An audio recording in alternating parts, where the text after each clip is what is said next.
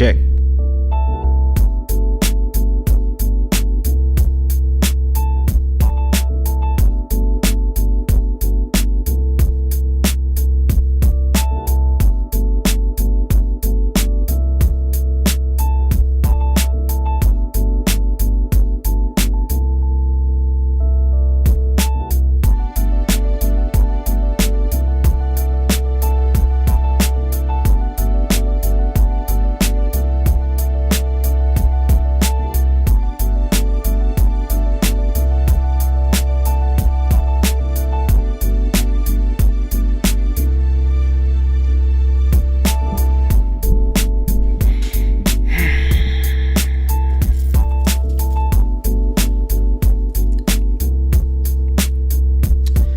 What's good?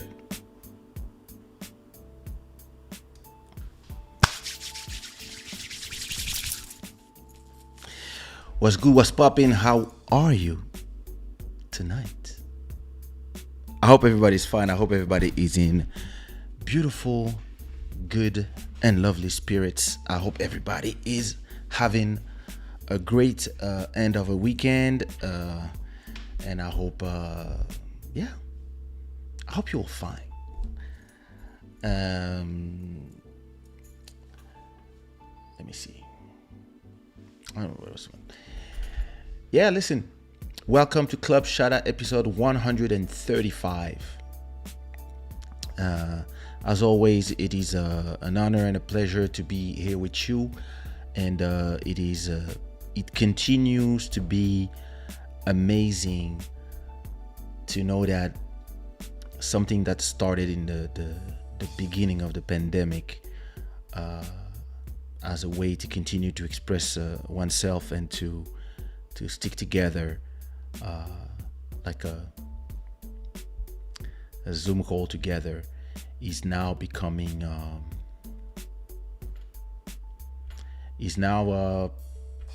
our thing that we do every week. So this is beautiful. It continues to be funny every time people ask me, "Hey, are you back to performing?" And I'm like, "Nope, I don't have time." What? I got my show on YouTube twice a week, and I have my paintings, I have my NFTs. They're like, "What? Wait a minute, what? Who?" So yeah, listen, I'm blessed to be able to reinvent myself forever and ever and ever. This show is brought to you by Shadaware.com, the gods of good fortune. Shadaware.com, you can get a beautiful Club Shada t-shirt or Club Shada hat, like these ones. I hope everybody is feeling great tonight. And without further ado, I'm gonna first acknowledge all the new subscribers. Your names is here: Joanna, Anna, and Joe. That's a long name, bro. Rafael, Big Dolphin, Tessa, and many more. Welcome to Club Shada. Welcome home. Don't forget to leave your shoes at home. And thank you for subscribing. We have 2,000 subscribers to the channel in the month of August. So that's beautiful. I want to acknowledge the stream royalty with $95 of donation, Mr. Master Electronic. Thank you so much for supporting the show, and also all the sponsors. Don't forget that you can sponsor this show either with your super chats. And listen, don't be shy. Can be $1, can be $500. It's the same as long as the heart is there. And you can also simply click on the link, buy me a coffee, and you can either decide to leave $5 a month, $10 a month, whatever. Or you can also go to shadaware.com, buy yourself a t-shirt or a sweatshirt, or you can go to my NFT gallery, buy a painting, or you can go to Spotify or Apple Music or Tidal or wherever you listen to music and listen to the music. Don't forget to leave a like. Don't forget to subscribe, etc., etc. You know how we do. Thanks to all the 76 people already. This is nice. Le Cyprien, what it do? Good night. The future sound beat, what up? Queen Shuzan, how are you? I hope you're feeling better. I hope the things are going fine with the, with your future lawsuit. I didn't see it yet, but I will. What up, Mr. Irvin? How are you? When is the new album listening party? When the album is out.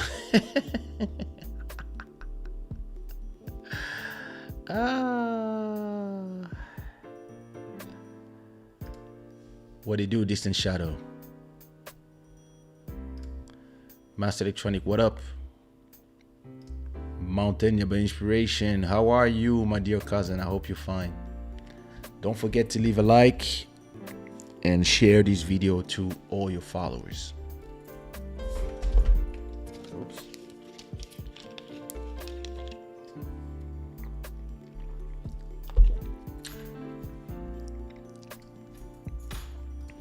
Good night. So how was your weekend? I don't even remember what I did since last time. Oh, I went back to work. I work on the album. I mixed 2 songs. So my album is finished. I just have to finish the mixes. Then I have to master the whole album. Then I have to do the cover art. I have no idea what I'm gonna do for the cover art. And then I'm gonna upload it. I want to upload it a minimum of a month before it comes out. I want it to be there and to stay in the platform. And so I still have maybe 3-4 songs to mix. And I believe that everything that I didn't record, I'm probably gonna leave it for the next album, because it's gonna slow me down. It's time to wrap up. So I have a few songs that I'm gonna record, but I'm gonna keep them for the next one, because I have my 50 songs already. So yeah, listen, the listening session will probably take a good 3 days. A good 2 episodes of Club Shada, unless we do it in 2 sessions. Maybe we can do like we start early, like we start at 8 p.m. for example, and 8 p.m. my time. So yeah, or 9 p.m. 9 p.m. we do 9 p.m. till like 11, and at 11 we do a pause of 2 hours, and then we come back for another episode to listen to the rest. Or we can do a whole marathon and we just do an all-night Club Shada, and we start listening because 50 songs, that's probably 4 hours. I mean, the problem is I'm going to speak between the songs. I'm going to explain the song. So I don't know. Maybe we'll just do it in 2 episodes. Maybe we can do 2 episodes that follow each other. Maybe we can do like a Sunday, Monday, or a Saturday, Sunday. I don't know. I'll see. I'm going to see what works best when the album is finished. My weekend was boring and tired. It's not very good. It's getting worse, but I'm alive, so it can bring me down. Yeah, keep your head up. Listen, those are episodes.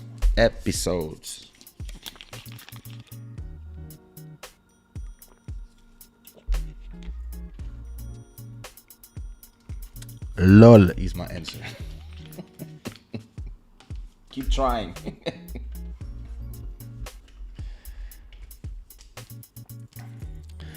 So what I did, I went to wait, what is the date? Today's 25th. 6th. Interesting. I'm realizing something. I might travel Thursday morning. My weekend was exciting. I'm working on some content with Trace Gospel. Oh, nice. Do you know that I created the music of this channel, Trace Gospel? I did that track. The track that they play with the logo of the thing, the theme of the channel. Actually, I created all the Trace, but I remember the gospel one. Do I have it somewhere? I don't need to make you listen to it, but next time you listen to Trace Gospel and you hear that piano with I did that. Can't wait to see this content.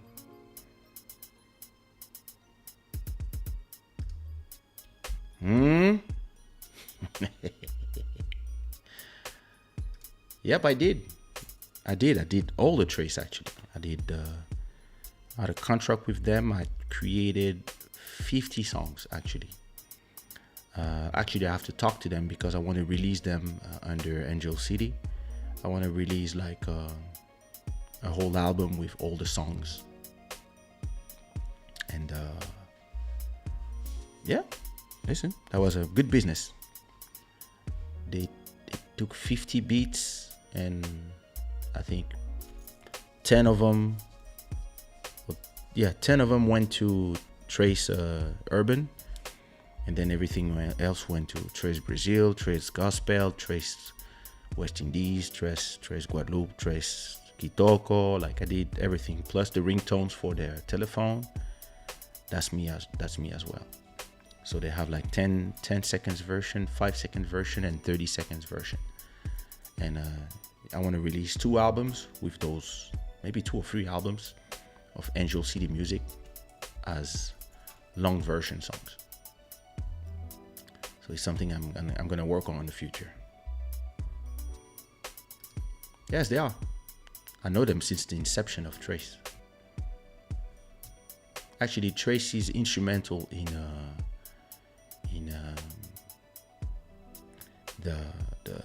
the success of On Dit Quoi, because when On Dit Quoi came out was also the time that Trace was launched, and it was at that time it was one of the few African videos with a certain quality, so they start pushing it like crazy.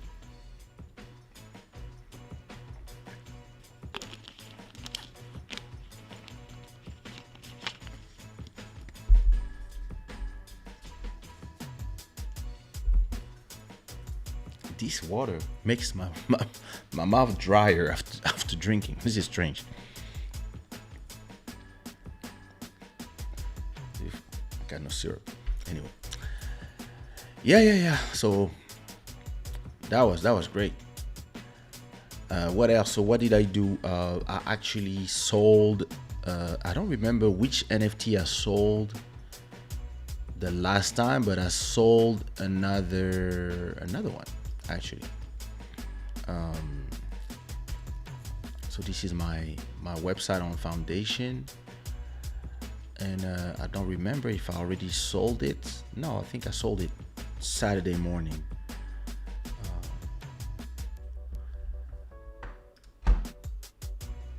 I sold this one, Puppet Master. So I have a new collector. He has a lot of nice artwork in his collection. His name is Palace, and he bought this artwork for $843. So beautiful.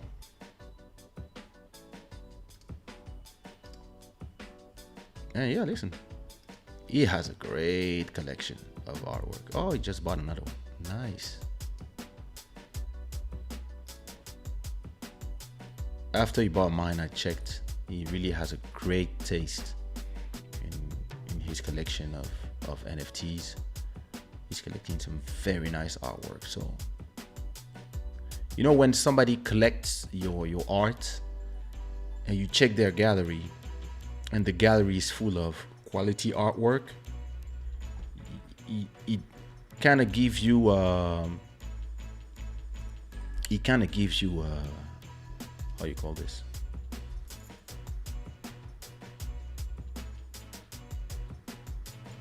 Yeah, that's strange.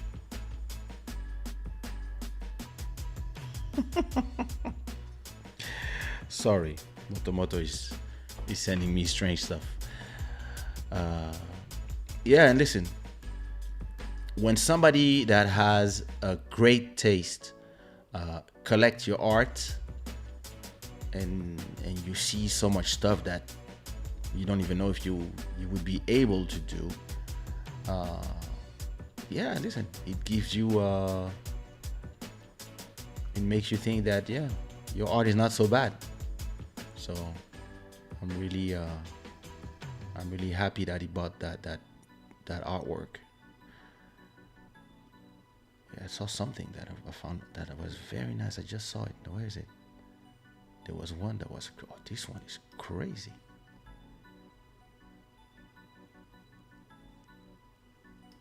Wow.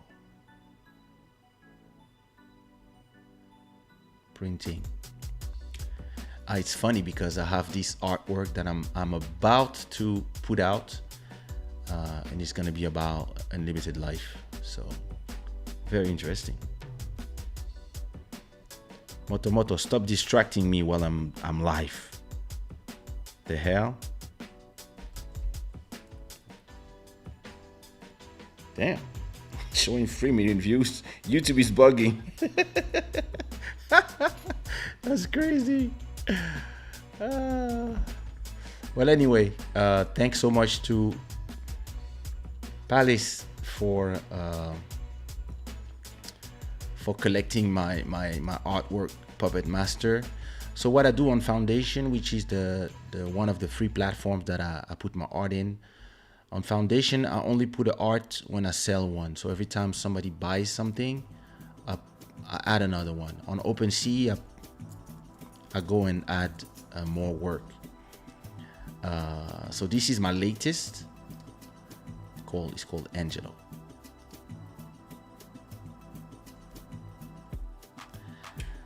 A very colorful statue. And I have a new one that I will upload tonight. I'm still hesitant, you know. I'm still hesitant on which platform I'm gonna put, but probably on Foundation. I just did one that I love that artwork that I just did, but I didn't upload it yet. So on Foundation, there's 2 artworks sold. I sold Puppet Master and I sold Pharaoh. I still have Android Geisha, Assassin, and Angelo waiting. And on my OpenSea,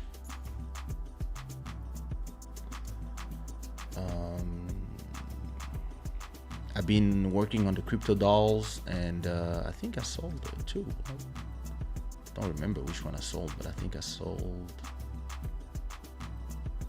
I forgot which one I sold. This one maybe. It was hard to see exactly. Filter. Let me see. I want to see only my sold. Naked King 26 is the one that was sold. This one. And it's interesting because it's one that I just did, and it just, yeah, somebody took it soon as I finished doing it. So that's cool. And this one was bought by Simontron 2K8. So thanks a lot. And on another platform called Air NFTs, I also sold. I think I also had a sale. Let me see. Launch the app. Yep. think I sold. Yeah, I sold this. King of Heartbreaks. Somebody bought it for $300, I think. 0.5 BNB. Yeah, that's more or less. Yeah, somebody bought that one. So coolness. I'm super happy. It's great to know that people are enjoying your art. It's a conversation I was having with Body that was interesting. When you sell music, for as long as I've been selling music, it's not like you don't care. It's just you care. You enjoy seeing your music. You enjoy having new hits. You enjoy all this, but it's something that you've lived already hundreds of times. For me, I've released 9 albums for me, but I released another 25 albums for other people, and I also released tracks on albums of so many people, and I probably have around 300, 400, 500 songs out there that I composed, that I produced, that I wrote, that I co-wrote, that I executive produced, or that I performed. So after a point, even if the enjoyment of being on stage or having a song being released is intact, it's not the same. You don't have this, oh my God, are they gonna like it? Like when it comes to music, I release the music I want to release. And if people like it, I'm super happy. If people don't like it, I'm still happy. Because I understand that if people don't get where I was going, or if this song work less, there's always going to be some people who will like, some people who will not like. And because I release songs every Friday, if you don't like a song, or if it's too experimental, or if I went to a style that is not your thing, or it's too fast for some people, too slow for others, the next week there's another one. We're not like back in the days when you release an album, the stress was like, if people don't like your album, your career might be over, because all the investment that was put on one album, people might now want to put it again, right? So all of a sudden you're in a situation where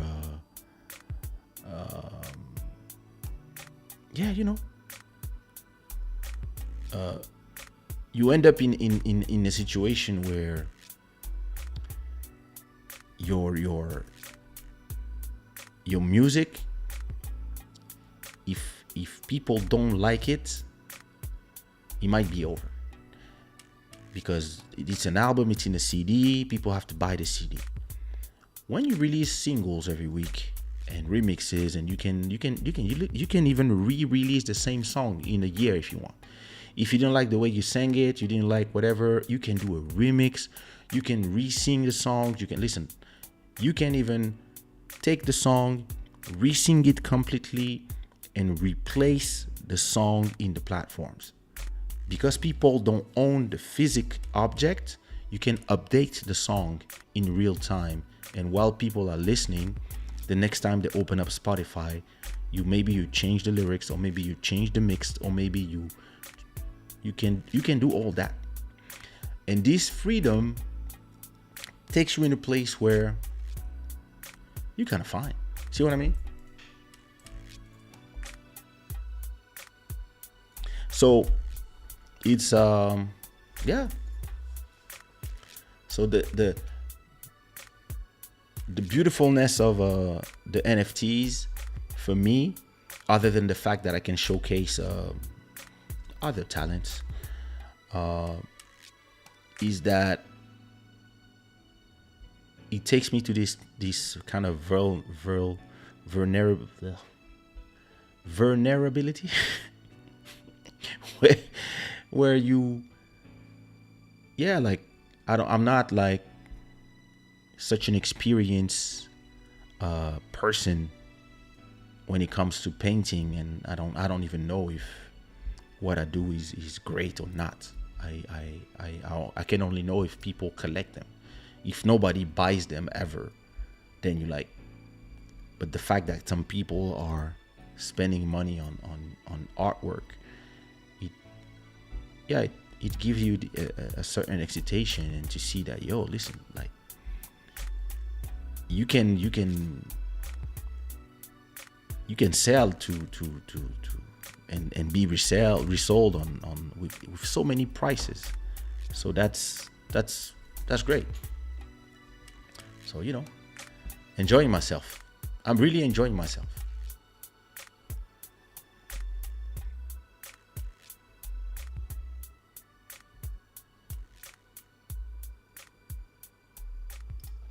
Put that straight. It's giving me really bad anxiety. Yeah, Betty. Listen, I don't like to wear my hat straight. I never liked like this. No. That's how I like to wear them. Ever since. Was it like this or like that? No, I don't even know. Yeah. That's always how I wear them.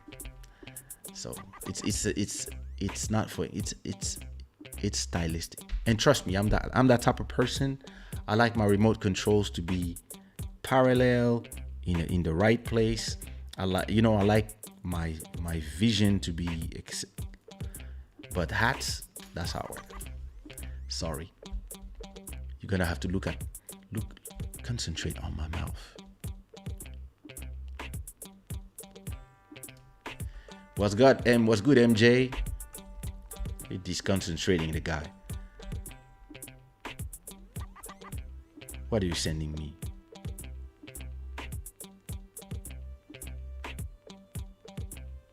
I'll check that out later.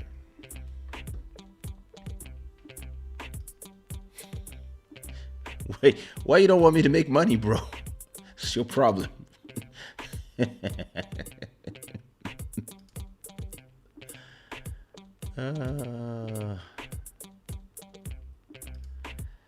Thank you so much. I saw you becoming a millionaire before you reach 55. Oof. Let's speak it into existence. Thank you so much, Master Electronic. Listen. I'll work. I'm so amazed by the power of your brain in terms of creativity. Thank you so much. Thank you so much. Wait, do you sell vinyls too or just CDs? When the album comes out, I will have vinyls, in my opinion. I have to work on that. Welcome back. You're not out today? Because you guys have been going out instead of coming to Club Shada, huh?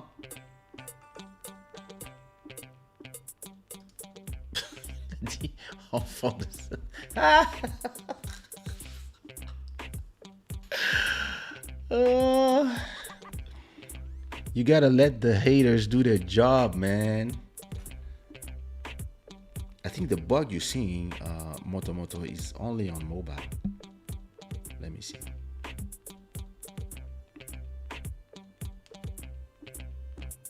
I know. I don't have it. Let me add a like myself. No, it's your phone. I think there's a website. I found a website that you can upload your music, and if enough people ask for them, then they will print the vinyls, or maybe you can have them printed on demand. The problem is that 50 songs is a lot of songs, and I don't know how many vinyls I would need to do to have 50 songs, because I think in every side of a vinyl you can only put like 4 songs or 6. So that's a lot of vinyls. So I gotta see. Maybe the main songs. I don't know. I have to think about it.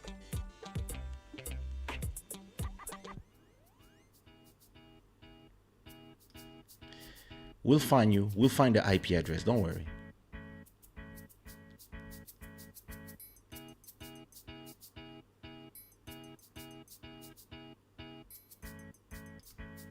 Shada Wear Store, Cape Town Waterfront. I don't know why you guys want to turn all my digital outlets into physical outlets. I'm leaving the physical realms. Somebody asked me to if I wanted to do one in Kinshasa as well. I like my store being online for now. It makes all the sense in terms of how I view my businesses. Everybody that's liking, put a like on this video.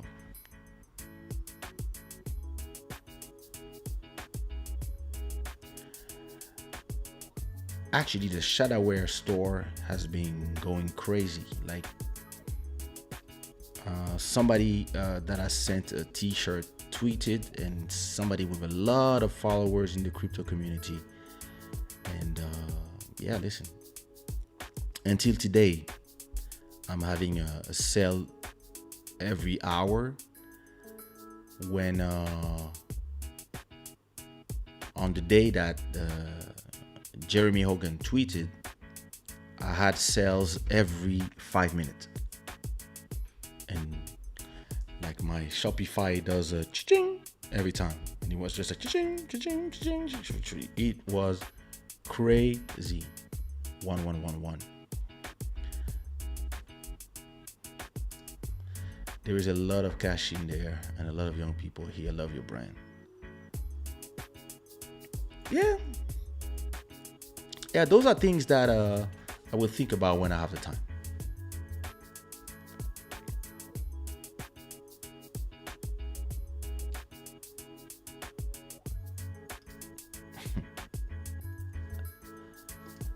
Dahlia was good.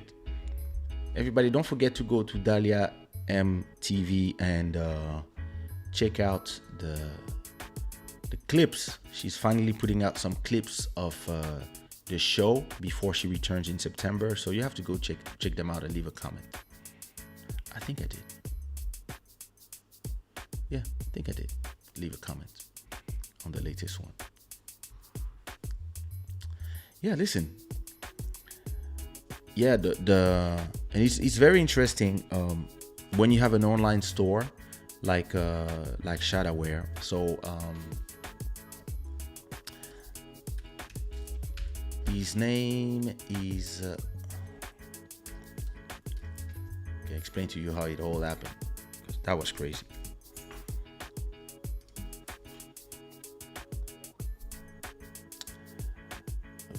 Now I have to find the tweet. That's the problem. There it is. So I did so there's a cryptocurrency that I hold called XRP, and I did a sweatshirt, a military sweatshirt with the hashtag XRP Army, and I sent one to Jeremy Hogan. And so I just sent it to him as a gift, and I told him, hey, listen, it's just get the it's I love watching your videos. Here's a gift. I hope it's the right size, and yeah, if you want to talk about it, shadaware.com is the website, and this is my name on Twitter, but you don't have to. And just offered him a sweatshirt, and he posted. And soon as he posted, it had 7,000 likes, and it's been retweeted 670 times. And so he has how many followers? 125 very, very active followers. And listen, this made my store go crazy. The store went so crazy that I even had to remove credit card payments, because I was receiving so many, because the way my store works, when you buy a t-shirt, I receive the money. So let's say you buy a t-shirt like this one for $30. You're gonna have to pay for the t-shirt. So $30 plus taxes depending on where you live, plus shipping. Let's say you pay $45, for example, or $50 for the whole thing. I'm gonna receive $50 on my PayPal, and then I'm gonna have to pay for the shipping. So that's the money you gave me. I pay back for the shipping, plus I pay the fabrication of that t-shirt. So I don't know, a t-shirt like this would cost I don't know, 20 to make or 15 to make. I add 10 or 15 of my own revenue, and then so I receive 50. I pay to the site 30, and my revenue is 20. And so if you pay by PayPal, it's okay. You pay, I receive, I hear a cha-ching. It means I just received 50 from PayPal, and then I pay straight away and I pay 30. So it's cool. But when people pay by credit card, I'll pay, but I don't receive the money before maybe before I think 4 or 5 days. I receive only at the end of the week. And I had so many orders that my PayPal was going to zero. But I need my PayPal to have money so I can print the orders. And I was like, yo. So I had to turn off the credit card, and I was hoping that this would not impact the sales. So I turned off the credit card, and I said only PayPal. And yeah, people just started like buying. And you know, like you can pay by credit card in PayPal. It's just that I also have direct payment by PayPal, by Amazon, by Apple Pay, etc. But I just turned off everything so that there was a large influx of money coming in and payments going out. So because I didn't want to block the thing, and I never had like this amount of sales in a whole day, that for 2 days when the site was really going crazy, I turned off credit card payments, and so I received a lot of PayPal and then paid a lot of fabrication. Everybody should have received their t-shirts now. I mean, at least the first orders. And now that things are back to normal and I'm selling maybe 1 t-shirt or 3-4 t-shirt per day, I turn all the payment option back again. But damn, that was crazy. And it shows you the power of influencers, and when you do the right move, you give a t-shirt to the right person, and you make so much money from that one person's influence. And that's why people sometimes would pay. For example, my wife received clothing every day. There's something coming from people, because they know that if she put on Instagram, they will sell 4, 5, 6, 6, 10, 100, whatever. And that's why I always tell her, make sure that all these people who send you stuff, that they pay you, and they will pay you, because they know how much money you bring them. So yeah, you just have to find the right person. And but that person was very nice to do that advertising. And of course, because I was ready, I only had 1 t-shirt and 1 hoodie, but I went to Photoshop straight away. I left everything I was doing when I was seeing all the orders, and I created another t-shirt, another hoodie, hats, everything, covers for phones. Now I have a whole XRP collection for them, and people are enjoying them and buying them. So that's beautiful. Love it.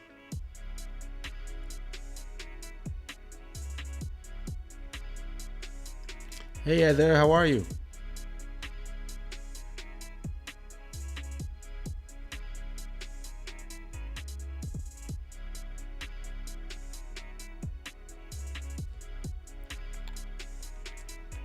What's the best video camera you can suggest for 500 quid max? It depends what you want to do. It depends what is it for? Is it for vlogging? Is it for music videos? Or is it for live streaming like me?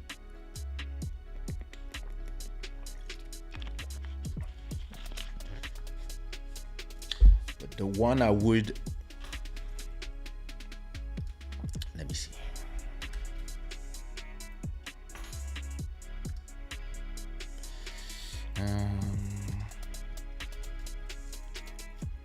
He said 500 max.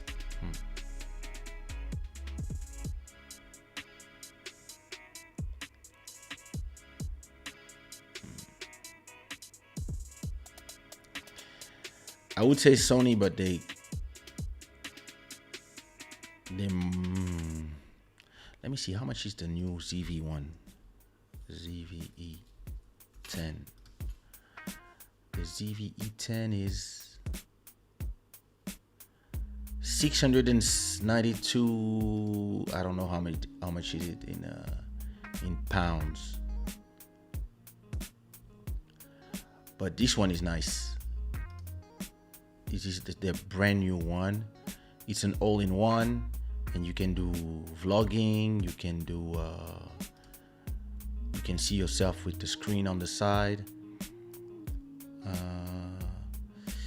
And this is so 697. I don't know how much is it in pounds. So maybe that's over the budget. Maybe that's 580. Not sure. I don't know. What is it? 697 euros in pounds. That's 594. So I'm over the budget, but I would put an extra 100, and I would use that one. That's a great camera for vlogging. That's also a great camera for live streaming. And yeah, the Sony cameras are amazing. If not, I would go Panasonic G85. Let me see how much it cost. Panasonic G85.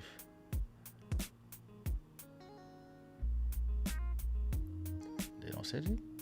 They don't have it? Wait.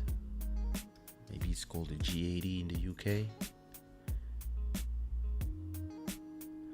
Panasonic. What is this one? FZ, no. GX9. This is nice as well. But the G9, no. The GX80. Yeah, this one is nice as well. Oh, out of stock. But look for the G80 or the G85. This camera now must, let me see. Panasonic G80. Let me see how much it costs in the UK.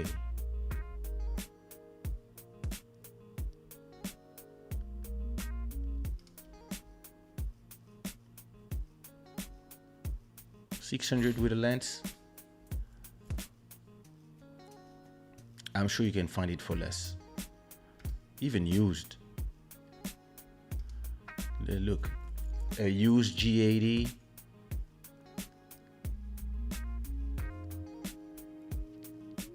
You can find it for 269 euros. If you add a lens, I know that's a GX. But I like the Sony Alphas. Maybe the A6100. Because the Sonys are amazing. This one is expensive still. You can find it for less used. Or maybe a 5100. Sony A500. Wait, Sony A500. 5100. This one, it's an amazing camera for what it does. For live streaming, for example, you would have exactly the same quality as me. Autofocus is just a little slower, but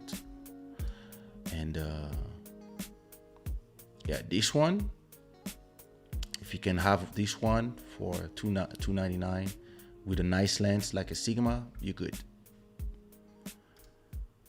So yeah. But then again, it depends what you want to do. I love the Panasonic. The G85 is this one. That's the one I use to shoot the first I think a lot of the first episodes of Club Shada.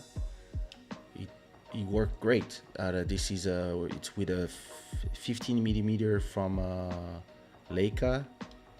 And I do all my vlogs with this camera.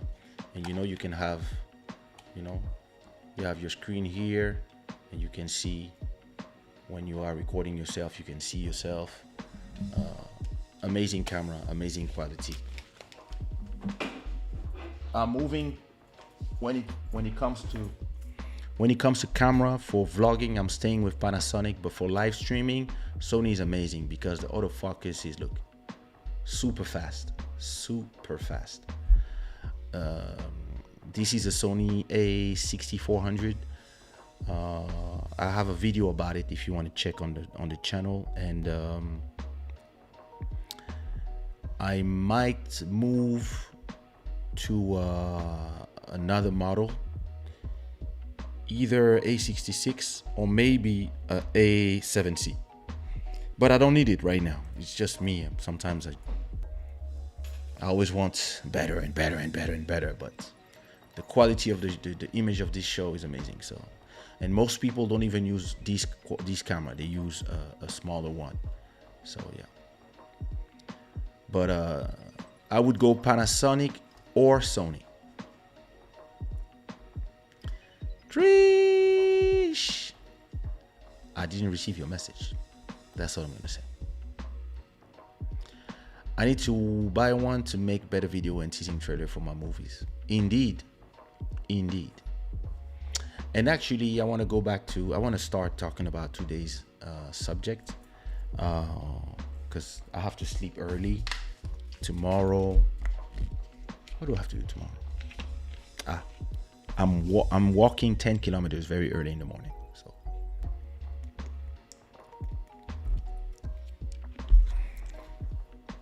Irvin, no, that's not for married men. And don't try to pretend to me that this is for professional reasons. You cannot see those movies. Actually, Julie, I would love to have your input on what I want to talk about. I don't know if you remember, I did an episode of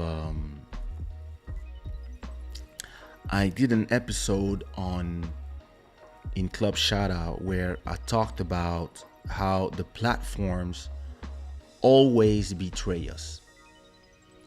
And interestingly, one platform decided to betray the people it used to become what it is today. And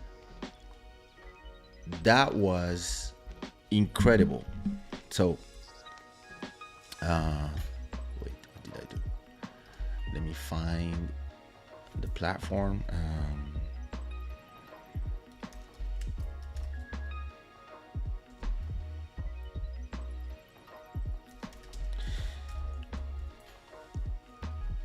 Okay.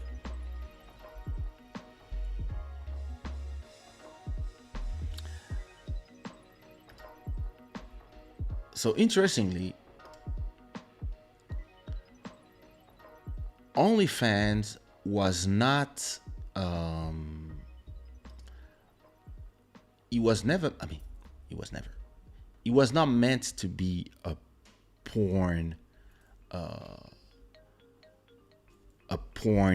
website. OnlyFans, damn, those glasses are dirty. OnlyFans was a platform where, and because see the name, it was more a platform where fans could come and see different things from their artists. That's how they started. So you come to you start with you a musician, you etc., and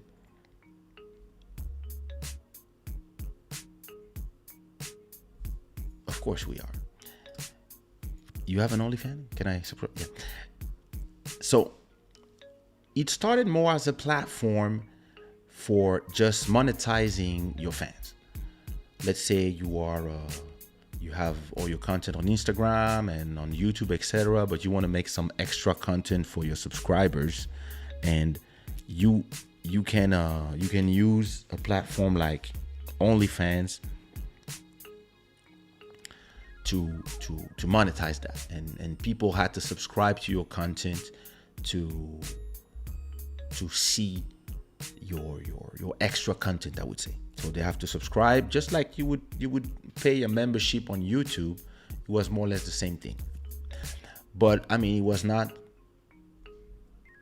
I mean, yeah, just like Patreon or Buy Me a Coffee, those websites where you want to put extra content and it helps you.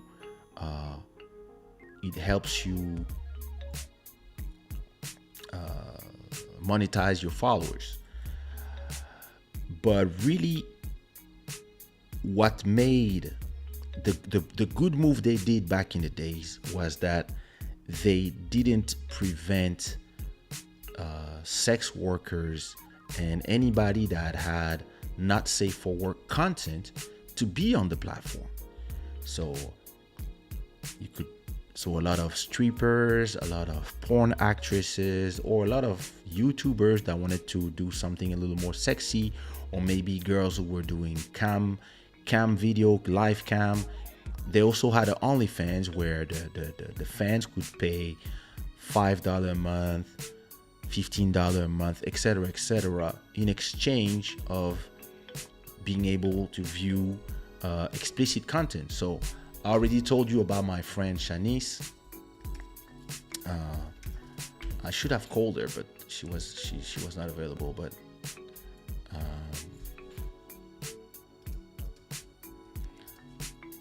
me see if I find her. I already showed you her thing, but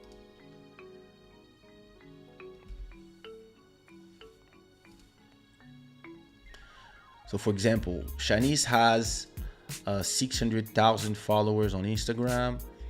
She's my good friend from like, we know each other 20 years more. And on Instagram, her content is at the limit. Her Instagram has been removed 1,000 times, but she cannot post pornographic content more than the sexy stuff she posts on her Instagram. So what she does, she has an OnlyFans where you can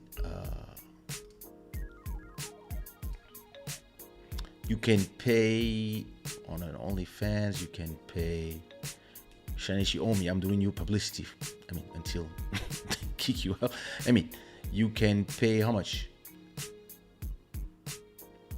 $450 for 1 month.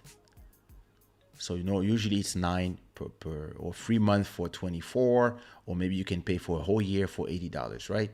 And then you can see all the exclusive content that she has on her OnlyFans. I cannot go in. She never accepted to give me the code. I don't know why, because she's my sister. I can see her stuff. I don't care, but she's like, hell no. And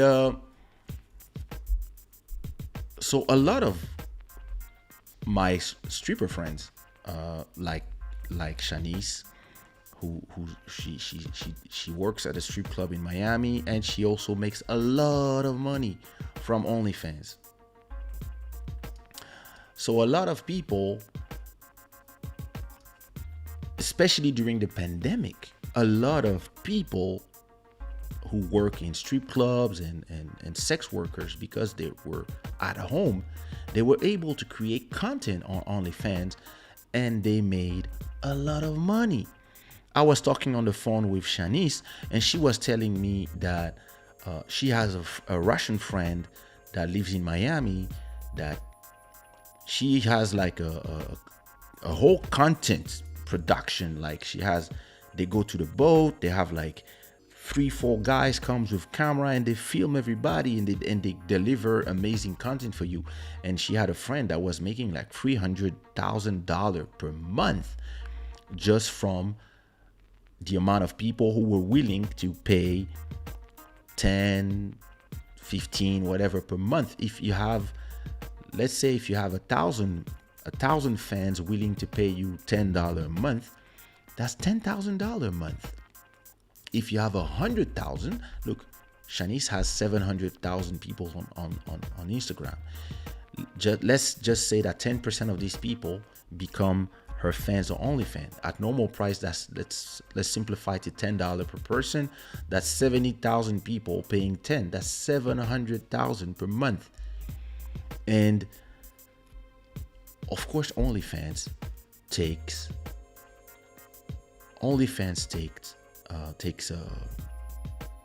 I don't know, 10%, 20%, 30%. I don't know what is the cut. I don't know the business there. But not only OnlyFans was the platform where a lot of these people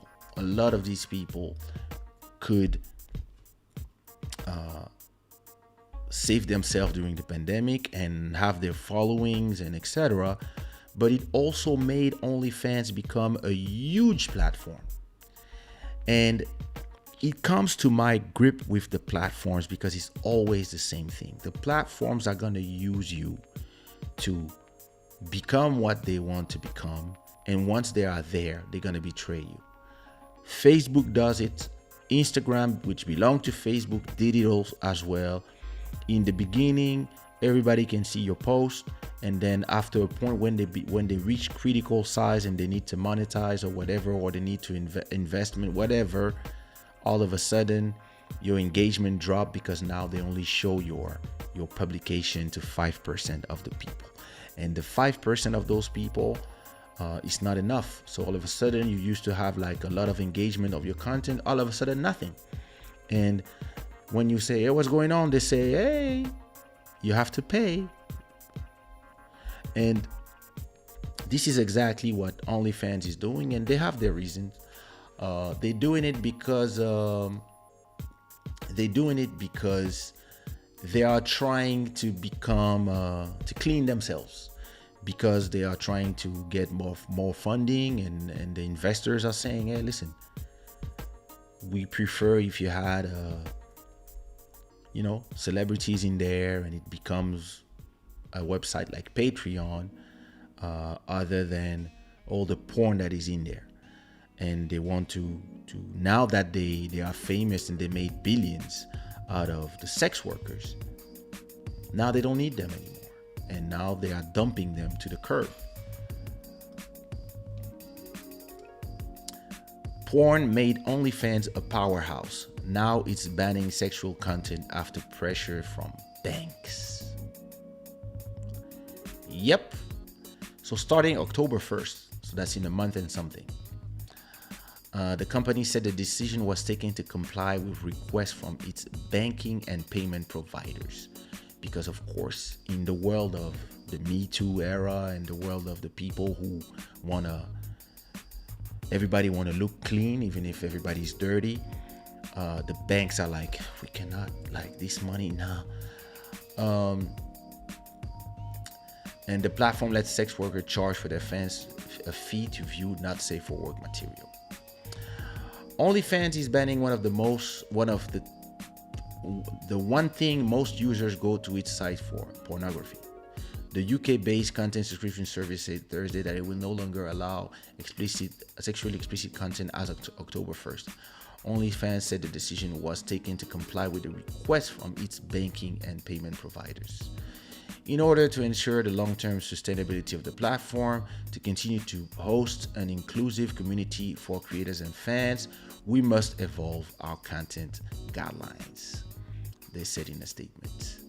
So MasterCard and Visa just cut ties with Pornhub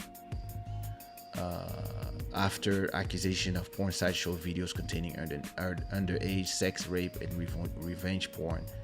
Pornhub denying the claims and tightened its rule to prohibit uploads from unverified users. OnlyFans said Thursday that it would allow certain posts containing nudity so long as it adheres to acceptable use policy. We don't know what it means. It's not clear how that will work in practice. OnlyFans terms of service outline a number of things that are prohibited from its platform, including material involving people under the age of 18 and other illegal, harmful content. And then we will share more in the blah, blah, blah, blah, blah. OnlyFans claim to have over 130 million users and 2 million content creators. The company generated a net revenue of 375 million last year. OnlyFans expects to hit 1.2 billion in revenues this year and 2.5 billion by 2022. More than 300 OnlyFans creators reportedly earned at least 1 million annually, while 16,000 creators make at least 50,000 a year. The move is likely to anger many OnlyFans content creators who rely on the service as a key source of income. Many adult entertainers use OnlyFans to complement the work they do for other porn sites. Doing away with the content OnlyFans is best known for could severely impact its revenues. However, OnlyFans insists it is more just a platform. It's more than just a platform for sex workers. Celebrities like Cardi B and Bella Thorne have joined the platform in the past year, for example. It's also used chefs, fitness enthusiasts, and musicians, but porn is by far the most popular category on the website.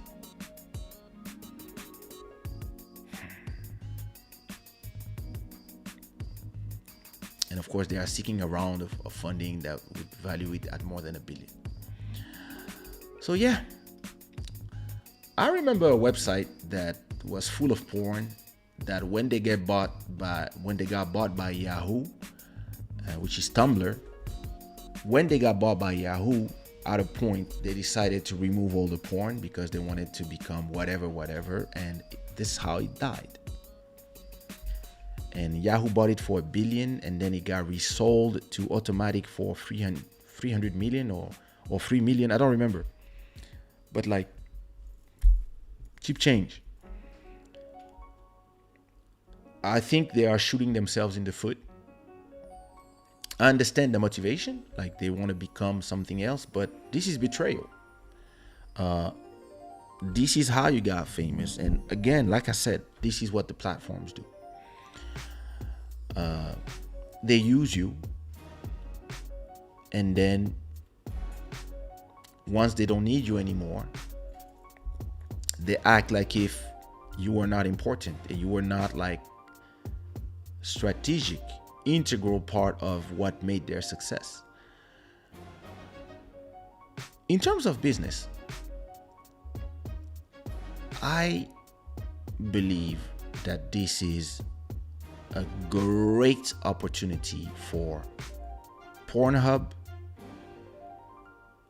or YouPorn maybe, but more Pornhub, or maybe Shada and those, or one of these porn sites that are already into the porn thing, to develop not only a payment platform but also sections of their websites that will mimic exactly the functionalities of OnlyFans. Since you already are the sites that have the most traffic, I believe that you just program in your site a place for creators where creators can come, and since it's already porn websites, you tell those creators, stay here. Here, we will not betray you. Because here we will not pretend that we want to become whatever or clean ourselves because of credit card. What? Nah, all good. And I believe that somebody who would, I mean, if I was the owner of Pornhub, for example, I would tell all my programmers, and I will find some programmers and I will tell them,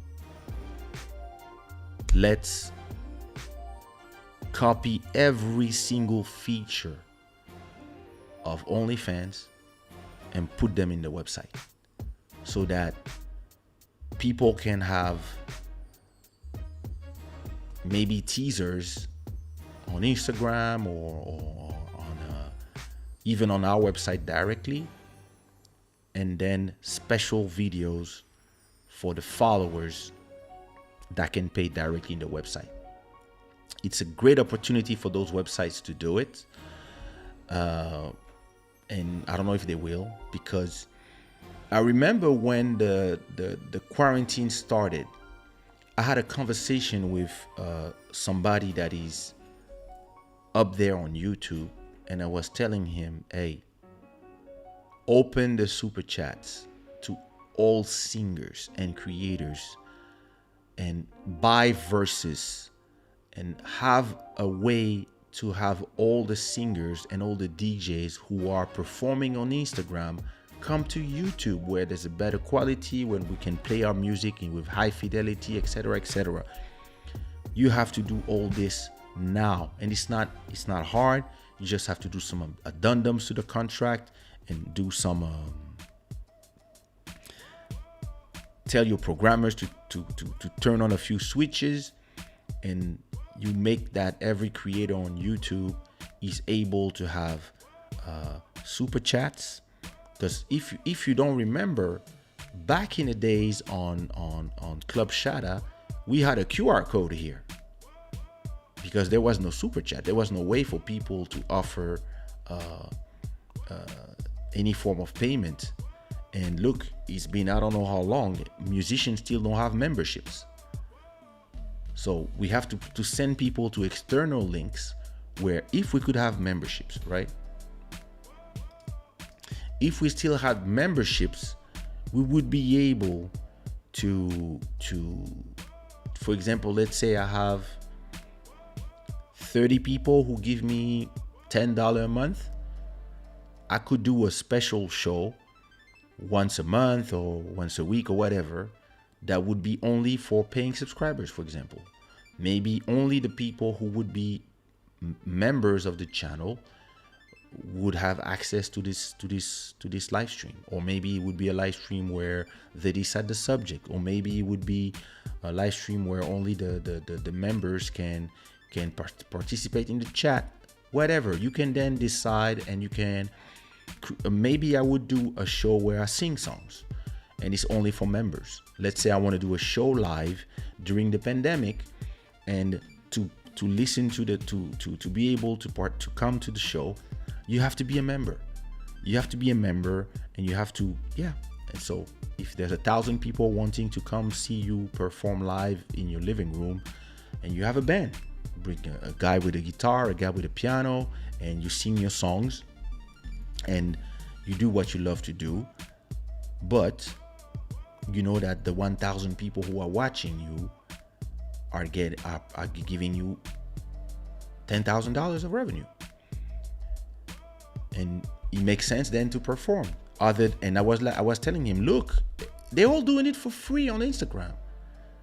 Tell them on YouTube they can make money, and they moved too slow. Super chat arrived for creators maybe after 6 months after the conversation, and Instagram was already the king of live during the pandemic.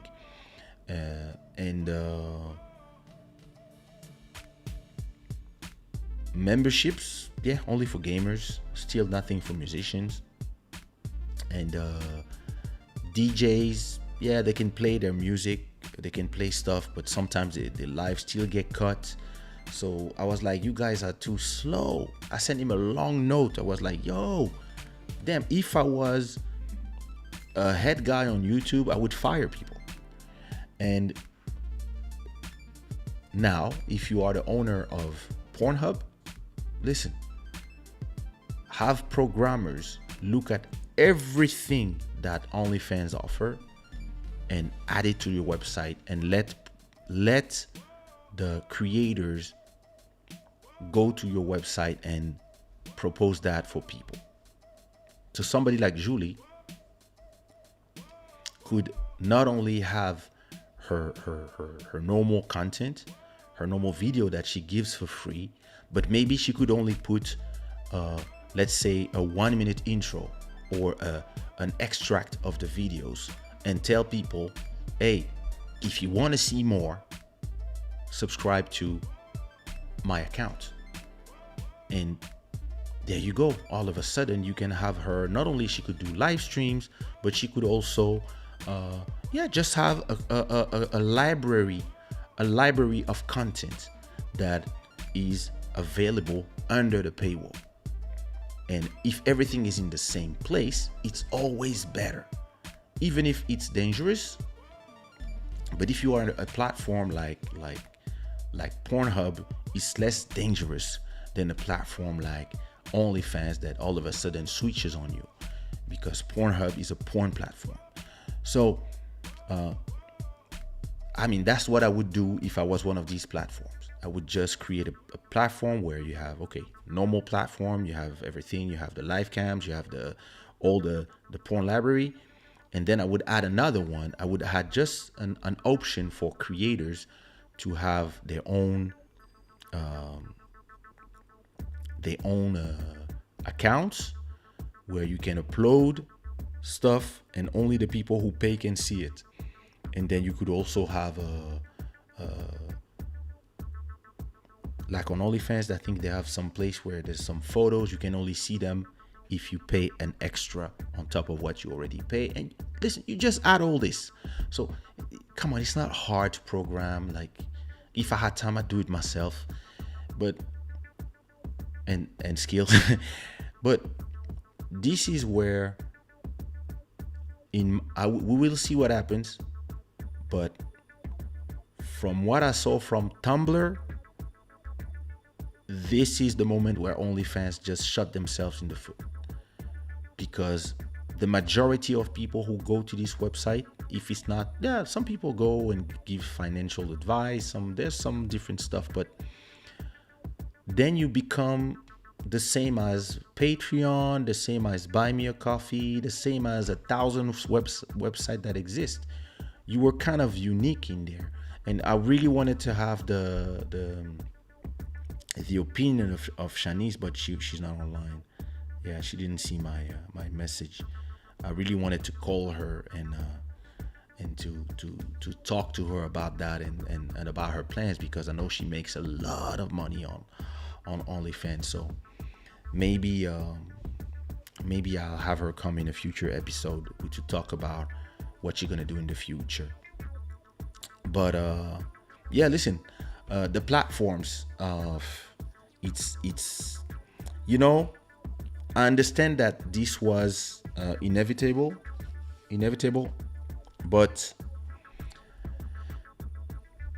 back in the days, in the early 2000s, Kaysha.com, my website, had so many people coming in, and everybody's website was huge. When you had your website, you could host your videos there, host your content, your comments, etc. And you had way more power because you were controlling what people were seeing. We gave all these power to the platforms. We gave them because it saved us the bandwidth, it saved us the storing, it saved us everything, but it cost us the visibility, because algorithm will decide who sees what and when. And I don't know if it's a mistake we did or if anyway it would have been this way, but I think it was how it was supposed to happen, because now there's so many people on the internet that it would cost too much money to send all Thank you so much, Ralphie. Thank you so much for the support. Thank you so much for supporting the show, and welcome back. Sorry, guys, I'm not reading your comments, but I'm about to go there as soon as I'm done renting. So we really let the platforms decide, and not only they become the moral police, and we gave the platforms the decision to decide what is right or what is wrong. And now you have platforms that like Spotify who want to decide who they want to play, who they don't want to play because of stuff that have nothing to do with music. You're gonna have YouTube. YouTube is you can just lose your whole channel and all your content because of something that you didn't do on YouTube. Because this is the pressure of the world of today. Everybody wanna look clean, and jokes don't work anymore. People wanna go and take the content you did 10 years ago, or any joke you did 15 years ago when it was funny, and say, oh, it's not funny anymore. And you're like, yeah, but that was 15 years ago. I mean, I don't even remember in what context I said that. No, you canceled. And then the platforms come and they say, oh, it's canceled? Oof. Yeah, no, we don't want to touch that. Radioactive, and boom. They cut ties with you. They can demonetize you. Then all of a sudden you don't have access to super chat anymore. You don't have access to monetization of your channel. And some people lose their livelihood. And I really believe that there's going to be a big pushback on that. There's going to be a pushback on the fascism that is going on right now and it started with good intentions. Listen, all these movements, feminism, Me Too, etc., the Black Lives Matters, all these movements, they started with good intentions. But the road to hell is paved with good intentions. You start like this, and then you become the fascist that you swear that you would destroy, because you come with rules, and then you kill the liberties to laugh, the liberties to joke, the liberties to take lightly of things, and then people are scared.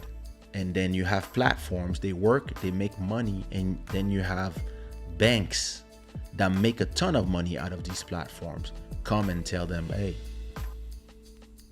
we will not work with you if you don't do this. And I believe that it's important that there are banks that approve these things.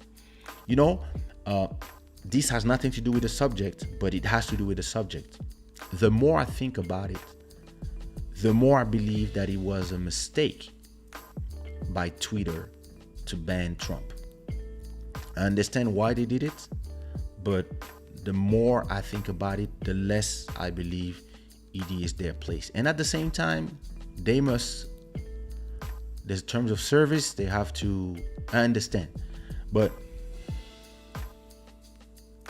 the platforms should just be the platforms. Make your money and shut up, and let justice decide. If justice decide that this person is guilty of something, and we need you, the platform, to deplatform that person, okay. But not, because it means that if the platforms are run by now a bunch of people who are trying to make everything clean, like, then a lot of content will not be accepted.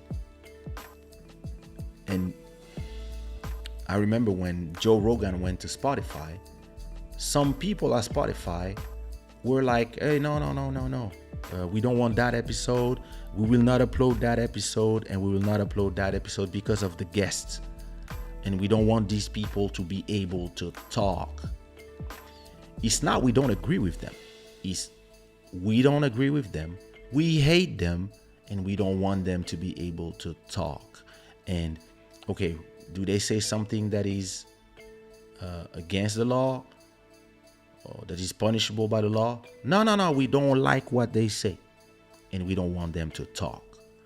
And so they try to push But there was a pushback from the boss of Spotify who said, hey, I bought this thing for 100 million, so put all the content up. Oh, if we put the content, I will leave this job. This is the door. Peace. And at a point, this is what we need in this world. Because what started as a fantastic movement of liberation of the conversation and etc. has now become fascism. And people lose their careers. People, all they want to do is go find the tweets that you did 20 years ago, and that like you have the time to do that. And then they find something and then they're like, hey, this guy, turn him off. So look, Club Shada is a small show. Every show makes 500 views, and it might stay like this forever. And it's fine, because I'm under the radar. I make my money with lots of other things, and I make money here. But sometimes I ask myself, let's say we have 100x number of followers, and instead of having 20 people watching at the same time right now and doing usually, let me look at the stats. We have 275 playbacks and 21 people watching at the same time, and 275 people pass by, watch 10 minutes and they leave. And then you have 21 people who are really watching. Okay. Now, let's say you multiply this number by 100, and now we have 2,000 people watching, and we have like 27,000 people watching every day. Maybe all of a sudden, some people will come and find some old tweet when I did a joke, or some shit I said in one episode, like, ah, him, and then YouTube will be scared and will be like, yeah, no more super chats for you, or no more monetization, and yeah, you cannot do live shows. And wait, people are giving you all their time, and they are helping you build your platforms, because the platforms are nothing without us. The platforms are just empty shells if we are not the content creators putting the content in there and the public watching it. Other than that, it's just programs and algorithms. If everybody who watches YouTube decide to go to a new platform, YouTube dies. But there must be a balance of power between what YouTube can decide to do and what us, the creators, can push back on some of those decisions. And same as the advertisers. It cannot just be, oh, Coca-Cola says something and then YouTube decides to change the rules for everybody. It must be, have some balls. Coca-Cola says, oh, listen, because of that creator in that platform, we will whatever. And you tell them, calm down. You overreacting. It's one creator who did a mistake or said something stupid, whatever. You want to remove your ads for that? Okay. It's one creator. We can decide to not put your ads on that channel, and you don't need to remove your ads for everybody. No, we will remove our ads, everybody, because we are friends of the gay, friends of the women, friends of the blacks, whatever group you want to pretend that you care about. And then you tell them as a platform, if you have balls, all right, peace. You move from our 2 billion daily watchers and our millions of amazing content creators, and we will protect our content creators because they are the blood of our platform. peace. And Coca-Cola will come back after a week, because that's what they do.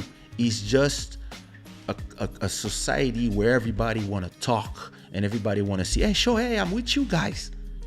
And I believe that all the different groups, all the different civil groups, all the different people who are professionals of outrage are given too much power.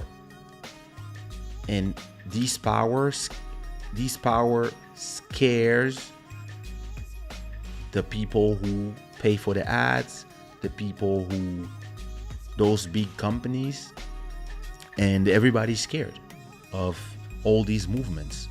And too much power given to anybody, too much power given to the platforms is not good. Too much power given to the creators is not good. Too much power given to the public is not good. It has to be a balance of equal power for everybody. And when people are overreacting, you have to be able to tell to the people you are overreacting.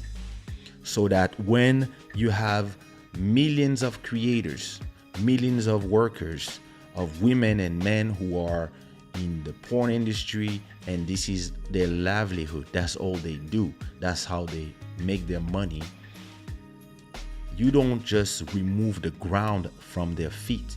As a platform, you must tell the banks, fuck off. What, you want to remove this and this? All right, be gone then. We'll find a solution. We will create our own payment solution inside of our platform, using Bitcoins, using this, using that. We will find a way. We will create our own exchange and people will just pay, and we will pay the creators ourselves, and we will not use you as a payment provider. That's what we're going to do. You have to defend your creators.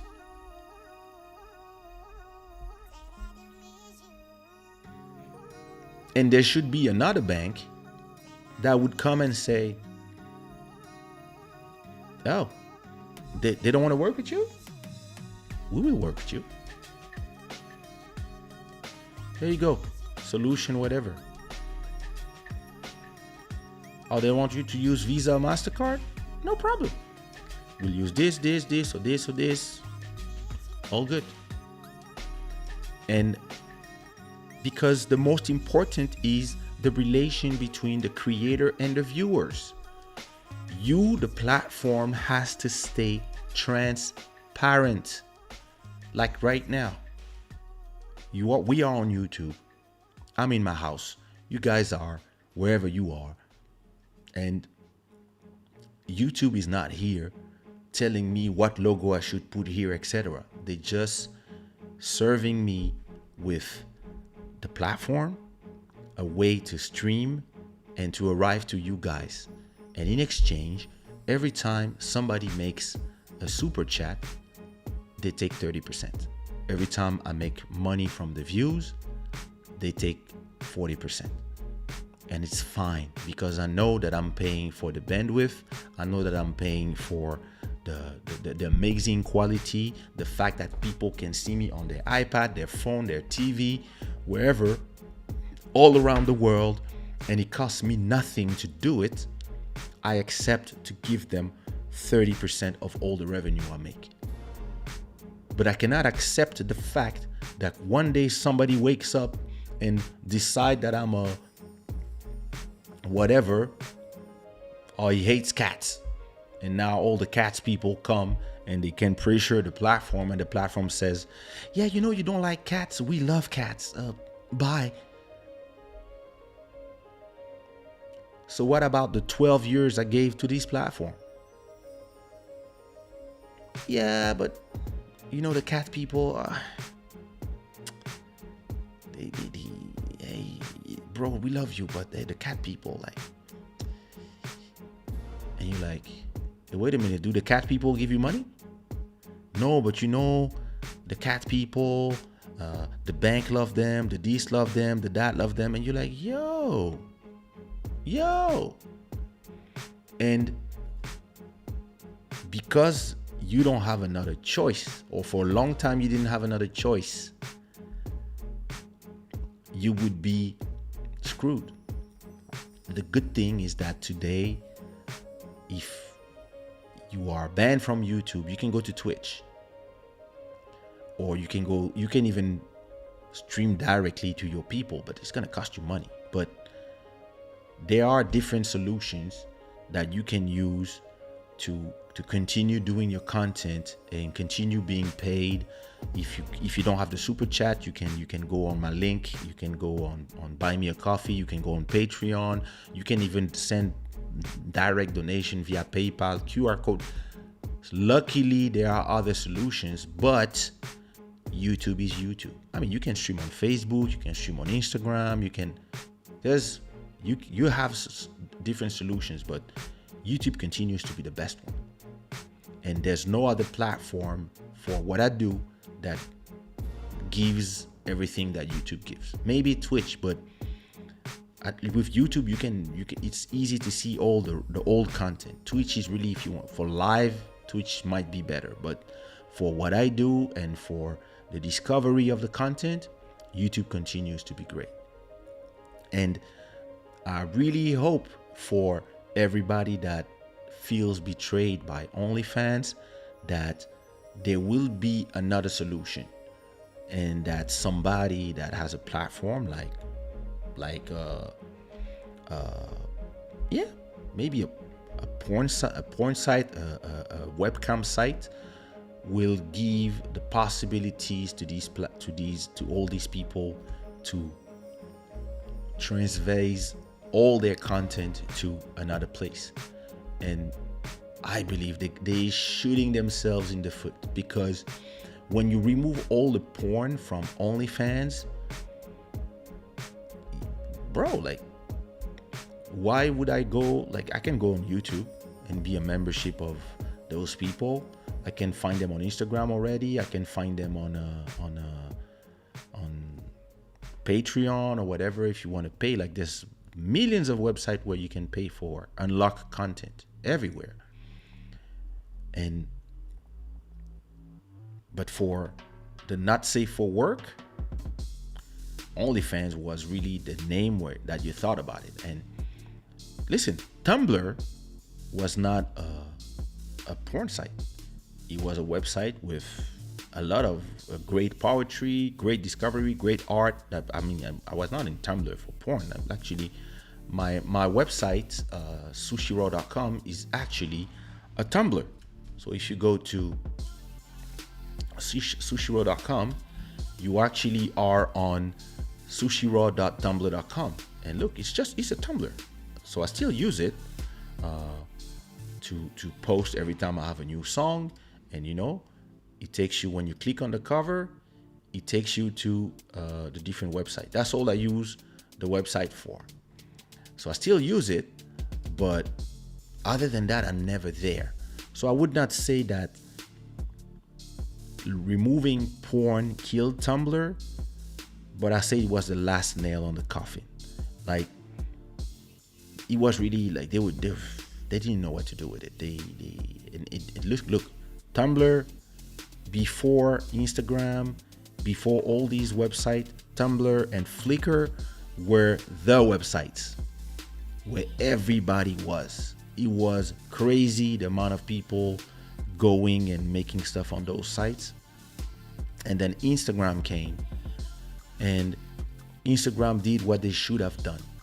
Instagram understood that the future of the world was mobile, and Flickr, Tumblr, they took too much time to create a mobile website, and then it was too late.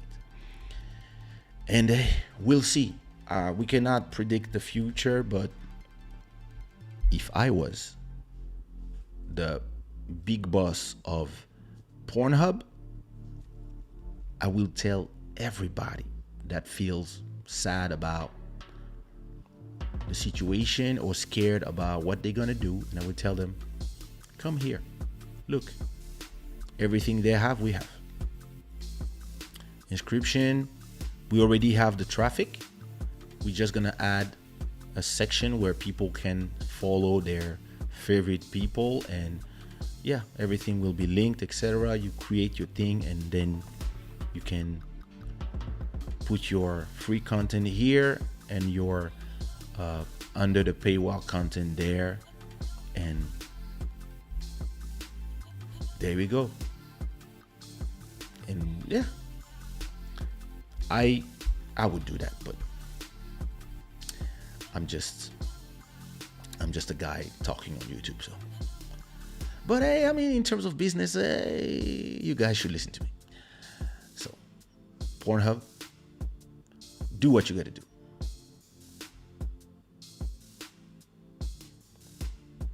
Now let me see all your comments. Damn, the chat was active while I was talking. It was the same with Tumblr. I build my artwork on Tumblr, and since they decide to keep sex worker out of the app, OnlyFans are traders. Yep.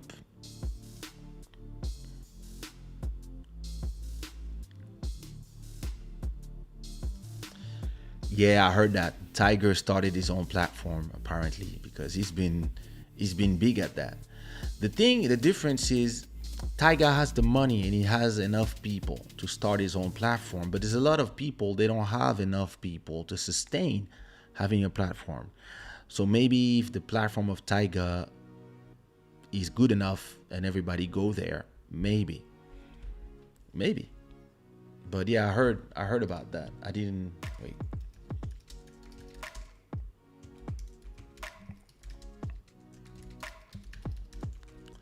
Let me see. There we go.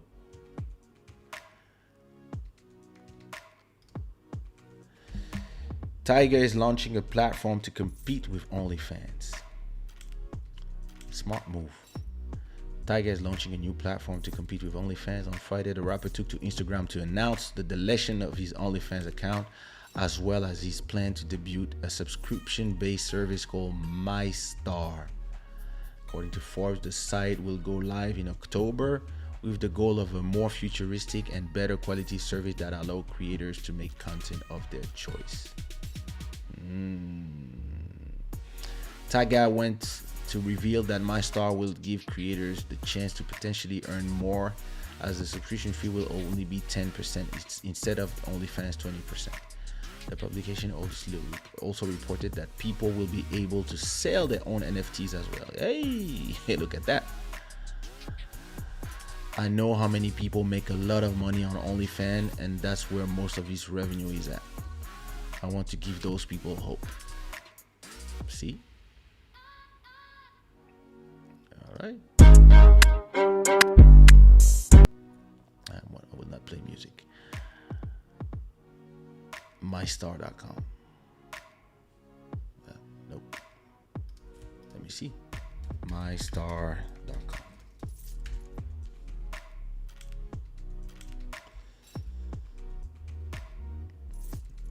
Tiger, this is ugly. Let me apply. I'm gonna create my. All right. Well, listen.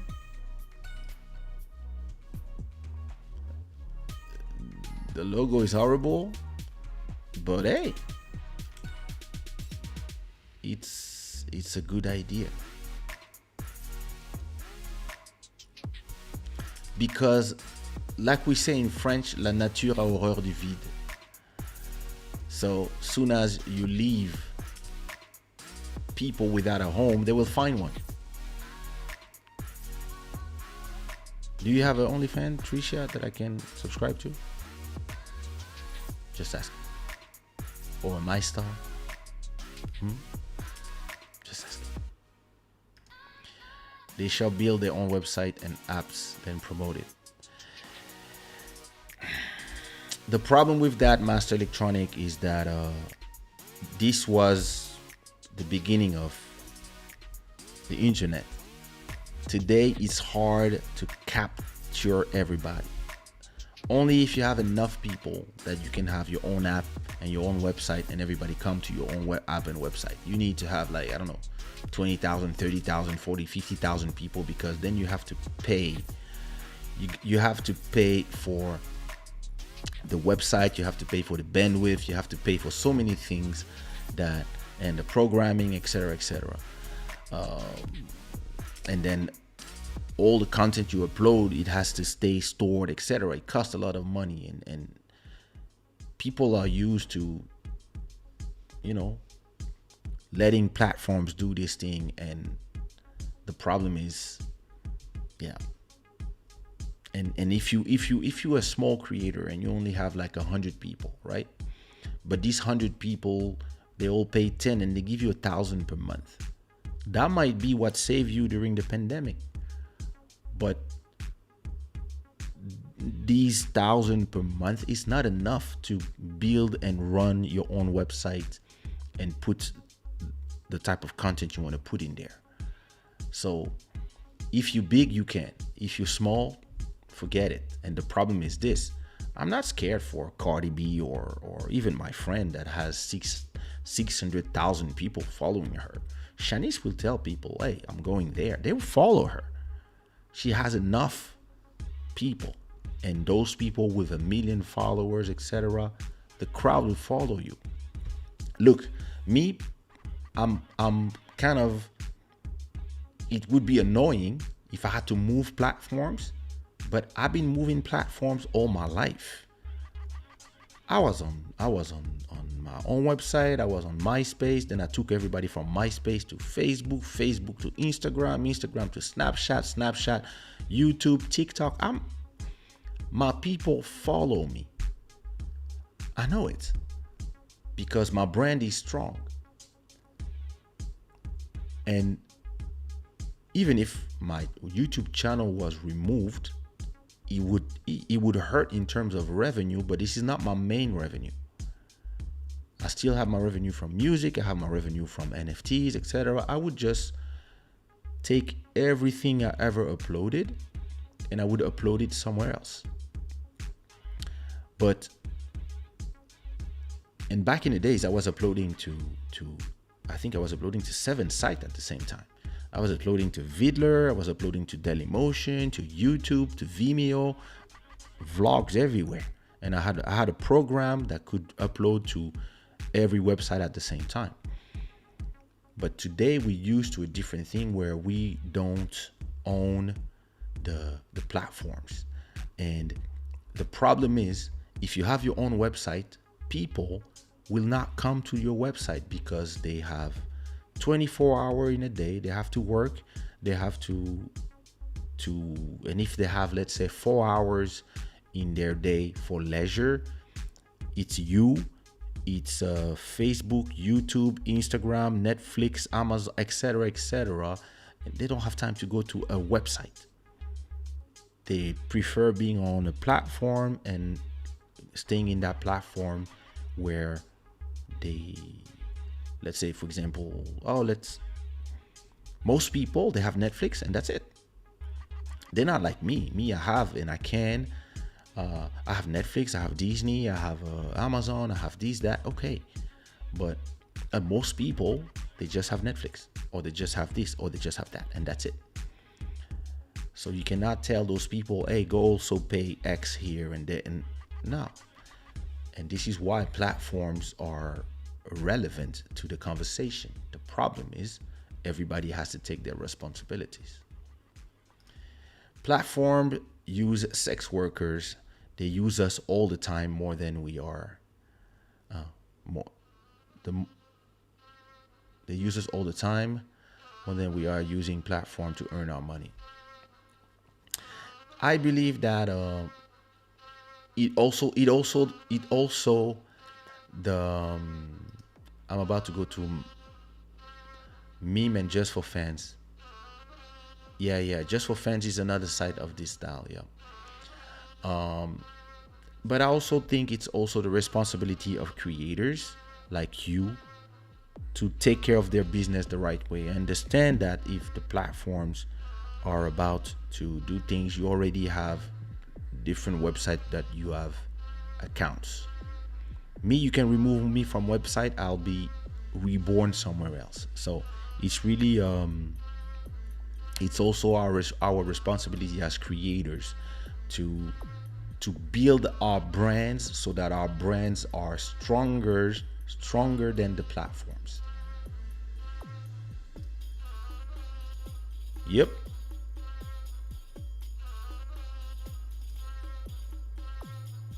Yep.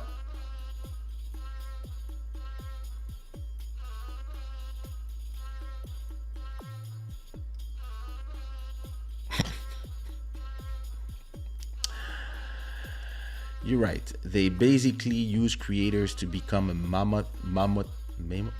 yeah, mammoth platform, and now they want a clean image because they don't need the small creators to that extent anymore. This will always be the risk with any platform you don't own. Very important. They can change the rules at any time on you at any time and possibly affect your livelihood. Exactly. I think it's more of a commercial decision. They want to target other audiences for the future. Maybe, let's see. Yeah, we'll see. We'll see. I'm sure their competition is happy. So, you know, if the people who, a lot of people, there's a lot of time, there's people who are investing on those things, and the investors might pressure them because they're getting pressure from the bank. So I understand the business side of it. I completely understand it. But at the same time, you have to treat people like it's human beings who are being affected, and some people might not recover from that.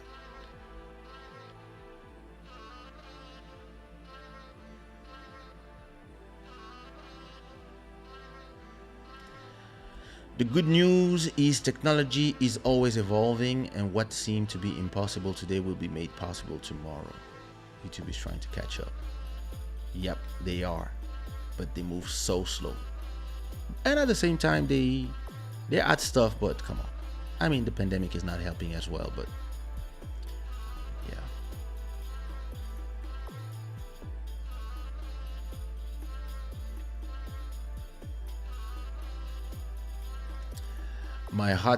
That's why my hottest content is not free on Pornhub, and I have a fan club access for my longest content. It will be on my meme and just for fans. Yeah. But you see, this is what I mean. To me, I understand this is how people do their businesses. And I understand it's great to have different content on different places. But I believe that if there's a platform that somebody can trust and everything is in the same place, somebody who discovers you on Pornhub will not have to go to another website to find the rest if they want to see more. If they already have an account and all they have to do is click somewhere and their credit card is already stored in the website because they bought something else, then it makes sense because click and it's done. Whereas they see you and then they have the choice between seeing more free content or going to another website. A lot of time you lose. It's called friction. It's the same thing as me putting the old Club Shada overlay, right? With the QR code here. You remember back in the days? You remember, but let me go find it. Let me go to YouTube and let me go to Club Shada episode 21, for example. Let me see. Yeah, perfect. You see, in the old episodes of Club Shada, we had, the camera was horrible. It was the iPhone as the camera, right? And so we had this QR code here. Fuck. Yeah, my face is on top of it. Perfect. Wait. You see, we had the QR code here for donations. And the problem with that was that for people to make a donation, they had to scan the QR code. So if they were on their phone, they could not scan it. So they had to go somewhere to click here and be taken to another website where they could give me a donation and use PayPal or something else. You see what I mean? Whereas today,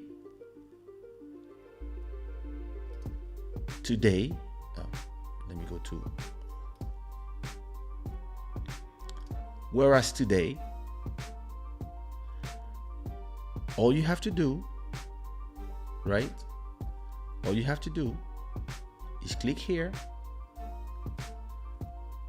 do super chat, say, I want to give him 500, say, love you so much, buy and send, and that's it. And you are in the same website. And this is reducing the friction because people don't have to leave the website. And this is why I was telling the guys from YouTube, give me that. And I was like, yo, listen, when I send people to another website, they make money from the percentage they take. When people take a super chat directly on my channel, YouTube make 30%. So it makes sense. Open this for everybody during the pandemic. They finally opened it for me and for some artists, but they didn't open the memberships for us artists, where some people, they have to go on. For example, if I want people to buy me, go to give me donations monthly,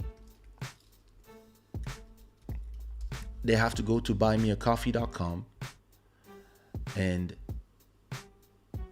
come here, become a member, and join me or support. That's for just a one-time donation, or join the Shada gang for $10 a month, and blah blah blah blah.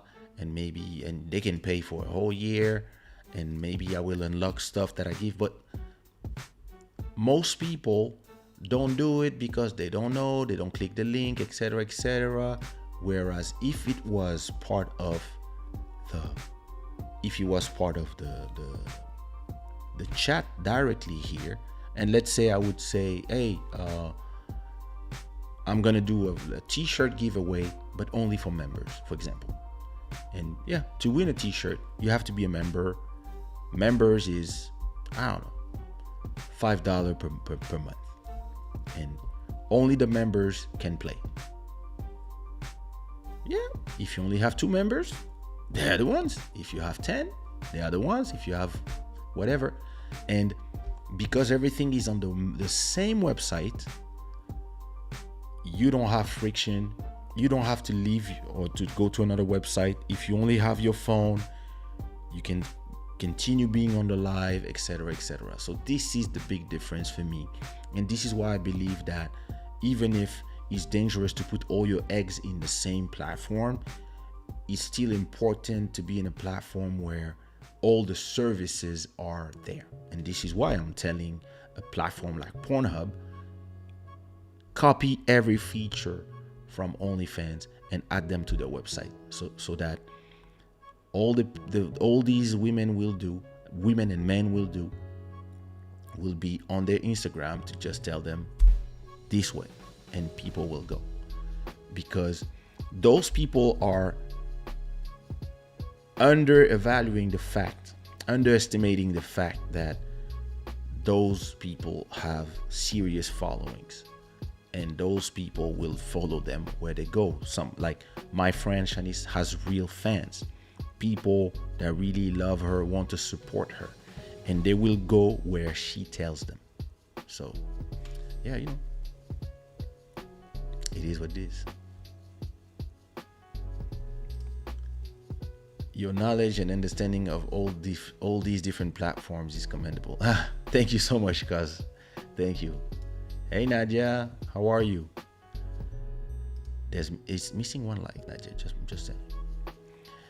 These civil rights groups had become the beast they detested to be heard, and in the process lost the integrity of their mission, and are now victimizing those with different opinions.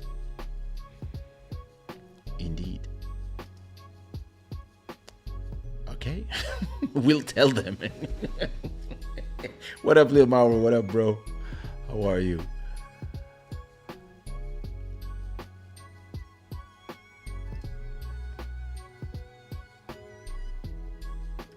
Hello, Sirène des Îles.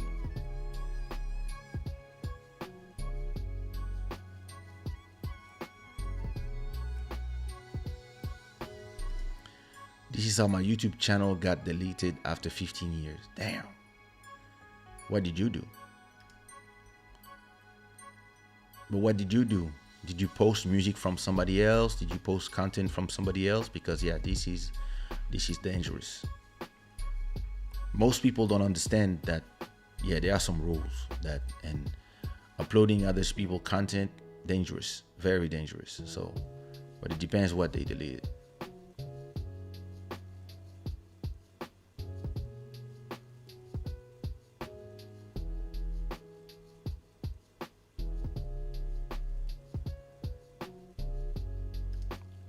Without telling you why?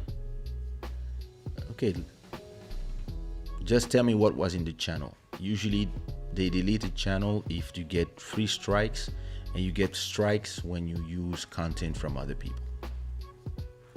Usually. So if you are doing DJ stuff and you upload music from other creators, you just need one person to strike you and to say block this content. It create 1 strike, and if you have 3 people doing this, the channel disappears. This is why I only use my own music in the back.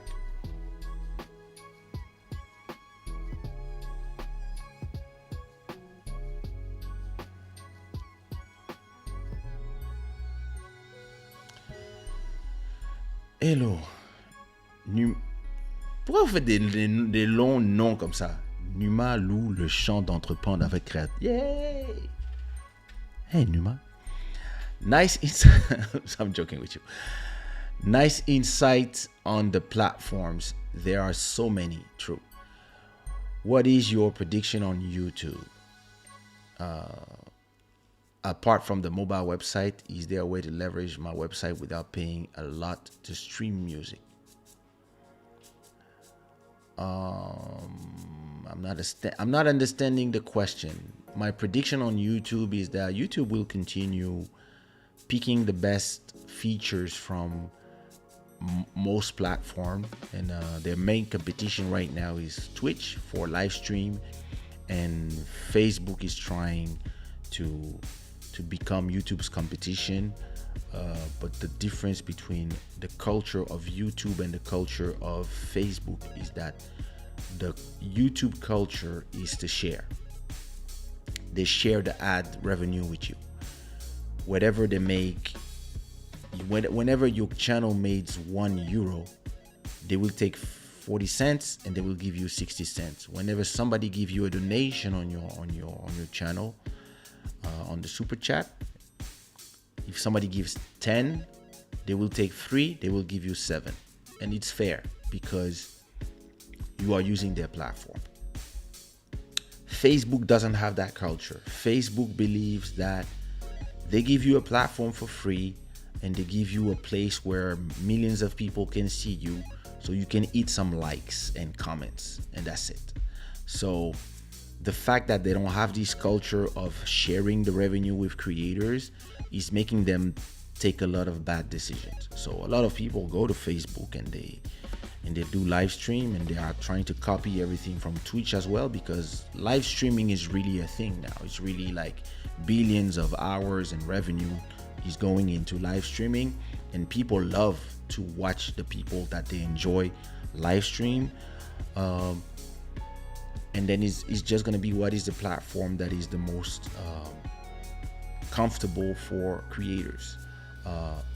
Twitch belongs to Amazon, and it's an amazing platform with a lot of people watching, but the the interface is horrible, and the discovery is impossible.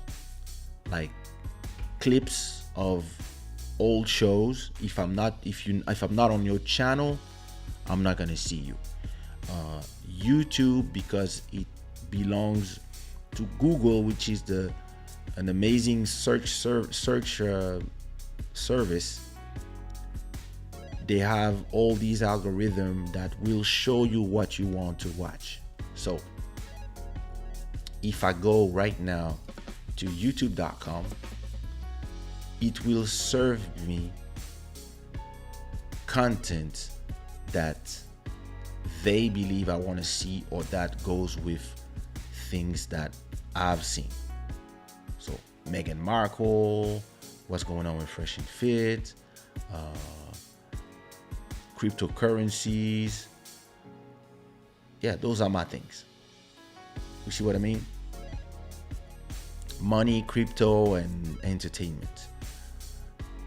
And then it will try to show me stuff that they think I'm interested in.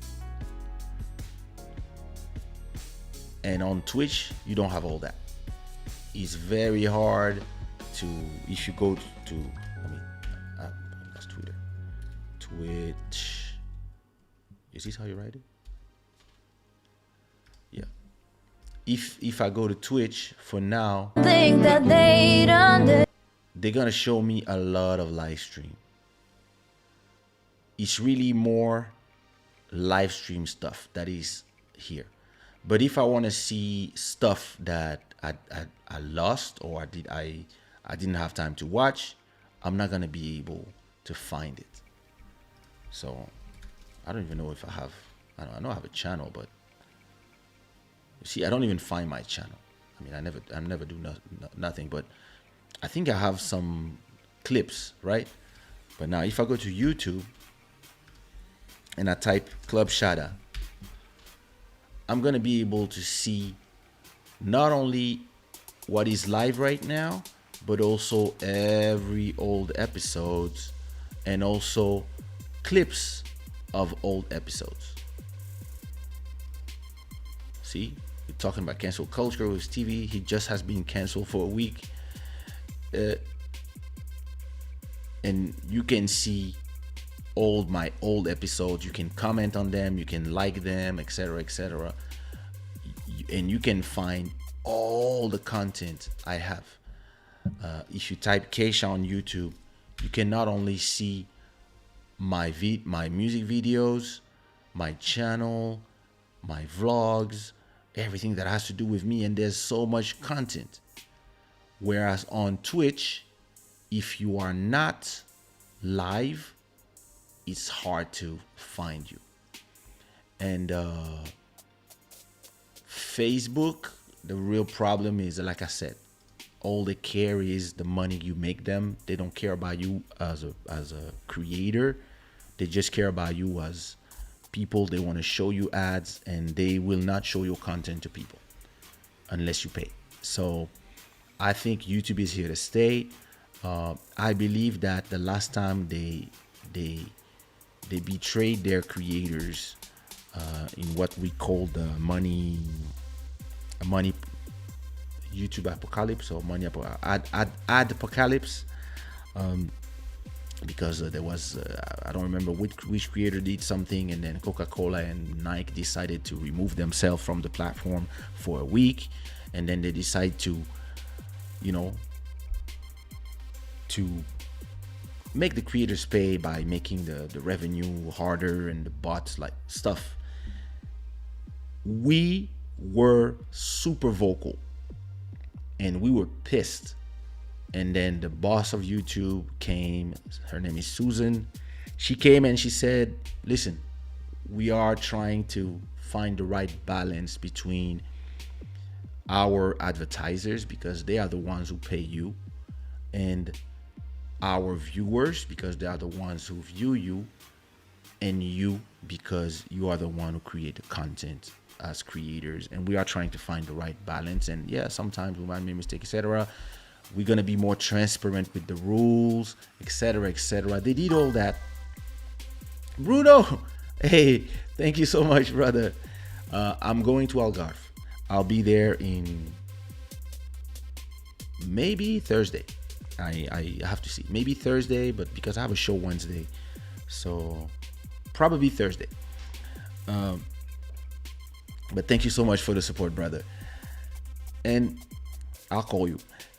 It's as a platform, they understand that if they piss off their creators, even if the people will not leave YouTube, if enough big creators are pissed and decide to move to another platform, it will hurt them.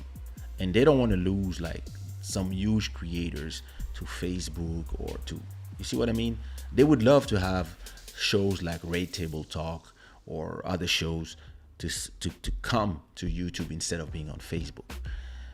And there's a lot of content on Facebook as well, but YouTube has been playing this content game for long enough that they know what to do. And for the second part of your question, apart from a mobile website, is there a way to leverage my website without paying a lot to stream music? Yeah, I don't understand exactly what you mean. If it is,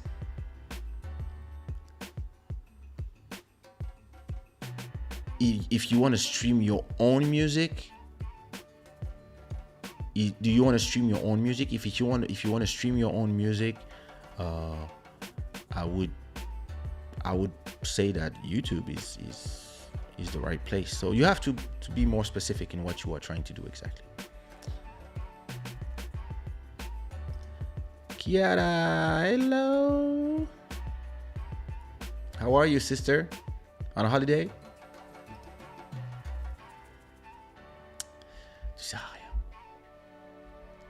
Nous, tes fans, sommes déçus.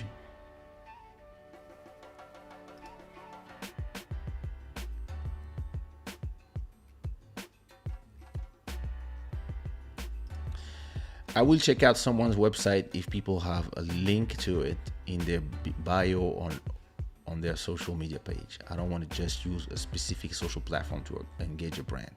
True, but then it just depends. It depends which brand, and it depends if this creates friction or not. That's what I mean. To give you an example, a super chat was an example. When you have to do a transaction with the person that is doing a live show, you don't want to go to another website. Unless, now, if you're watching on the TV and you have your phone, you might do it. But if you just have your phone, for example, and clicking means you have to click away then come back, some people will do it, but most people will be like, maybe next time or whatever, or I'll do it later, or I'll do it after the show, and then they forget. Whereas the fact that you can just click to do the transaction or interaction in the same place, it removes the friction. And this is what I was talking about in these terms. My people who follow me, they follow me on Instagram, they follow me on Twitter, they follow me on YouTube, they follow me on TikTok if they're there. Some of them earlier were on Kaysha.com. So yes, of course, you have to make sure that your followers can interact with you everywhere, and that you give them content in all those places. And it's a lot of work as well. And then it just depends what is your business. If your business is to sell books, you will not sell them on YouTube. So of course, at a point, you want the people to go get your book, and you will tell them, go get my book. That's what we do, me and Body. My main business is still making music and having people listen to my music and stream it. So of course, that's why there's link to my Spotify. So hopefully, hey, there's this new song, or hey, I have a new single, go on Spotify, listen to it. And so it just depends. But yeah, me, I have a website. I have a link, Kaysha.com, And Kaysha.com links you to all the different places where you can find the different products that I sell. Art here, music is there, the label is here, the t-shirts are there, and then you have the social website, of course. But if I wanted, if I want people to give me a super chat, I think it's way more effective that people buy it directly on the website rather than having to go to another website. Friction. Thanks for the answer. Let's learn how to have multiple sources of income. Building the brand is so important. Yep. Having multiple sources of revenue is how you become rich. If you only have one, you are susceptible of anything happening to one of your sources, and all of a sudden, and trust me, a lot of artists, a whole lot of ooh, I receive money, nice. My bank, why my bank sends me messages at 3 a.m. Anyway, it's a good message, thanks bank. What was I saying? I get disconcentrated with money. A lot of the artists that suffer from the pandemic are the artists that ended up only relying on show money, and they didn't have streaming money, they didn't have other venues of revenue, publishing, intellectual rights, these, that. They only were doing shows, and whatever the price you had for your shows, when the pandemic started, the shows were over for a year and a half. That's enough for a lot of people to be on their knees. And the fact that you can have different sources of revenue and different avenues of interactions with the people who follow you, and even the new people who will follow you, like I did during the pandemic, changes everything. So yeah, it's very important to build that brand. People have short attention span too. Makes it a bit challenging for creators to have their own website. Yep, exactly. Yeah, that's what I said. Yep. People, listen, some people will take the time to go to your website. Most people, when you have a link where they have to leave the platform, you lose them. Most people.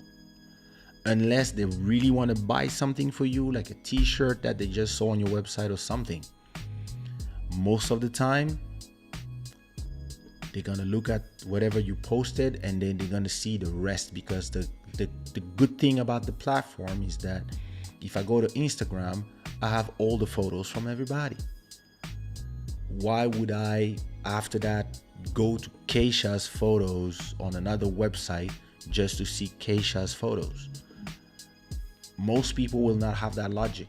Most people, they want to see more photos of me. They will click on my profile and see if there's anything they want to watch. When they're done, they go back to the main feed and they watch whatever the algorithm found good for them. And most people are not conditioned. We come from, and understand Kiada's point, because like me, we come from an era where we only had the websites. So when we had anything, it was before social media. Before social media, you had your website and people would go to your website. But like I said earlier, we gave that power to the platforms. And most people from this generation, some people, I don't even know if they go to websites. If it's not their bank or their email, they don't go to the websites. They live on platforms. Look, I look at my sister-in-law. She spent hours on TikTok. And then she posts stuff on Instagram. And then she go do some TikTok. And then she's on TikTok. And then she's on Instagram. And then, yeah, she might check her mail. That's it. But she's not interested in no website. Unless she's looking to order some clothing. And my wife is the same. And this generation doesn't have the same, they don't see the internet like we used to see the internet, because we came from an internet where, yeah, you had your websites to see your brands, and you had your place to check your email, and you had your MSN to have a conversation with people, and then when you wanted to do video, you had Skype, and then you etc. Today, conversation, video chat, the DMs, everything can be done inside of the platforms, and the platforms made it this way so you can stay on the platform, so they can show you ads. So you can be on Twitter all day, receive DMs on Twitter, and even talk live on Twitter. Or you can do the same thing on Instagram. You can post your photos, post your videos, post your IGTV, and also talk to your DMs and meet your next boyfriend. And you can do it. Yeah, YouTube DMs they removed, but you can post videos, post shorts, which is reels, post stories, post community posts, which is normal posts, and you can go live. So that's enough for you to stay on the platform for 45 minutes, 1 hour. So some of you who've been here for 2 hours, the platform is not like, this guy is keeping these people for 2 hours. Nice. And if after this live you leave YouTube, the platform will be But if after this live you go to my channel and you go watch 1 or 2 videos, and you click on the like, and maybe they serve you an ad or 2, and maybe you click on 1 ad, they're super happy, because they're like, hey, you see what I mean? So it really depends, but most people, yeah, they stay on platform. Ma chère, Club Shada vient de très loin. YouTube fees are too excessive. I don't think so. I think they're normal. I've never got a warning, but I did upload people's content. Yeah, there you go. This is the way it goes. I think I can show the back end from YouTube without having problems. Let me see. Oh, yeah, will not be a problem with the live. There we go. So when you are a content manager on YouTube, this is what you see.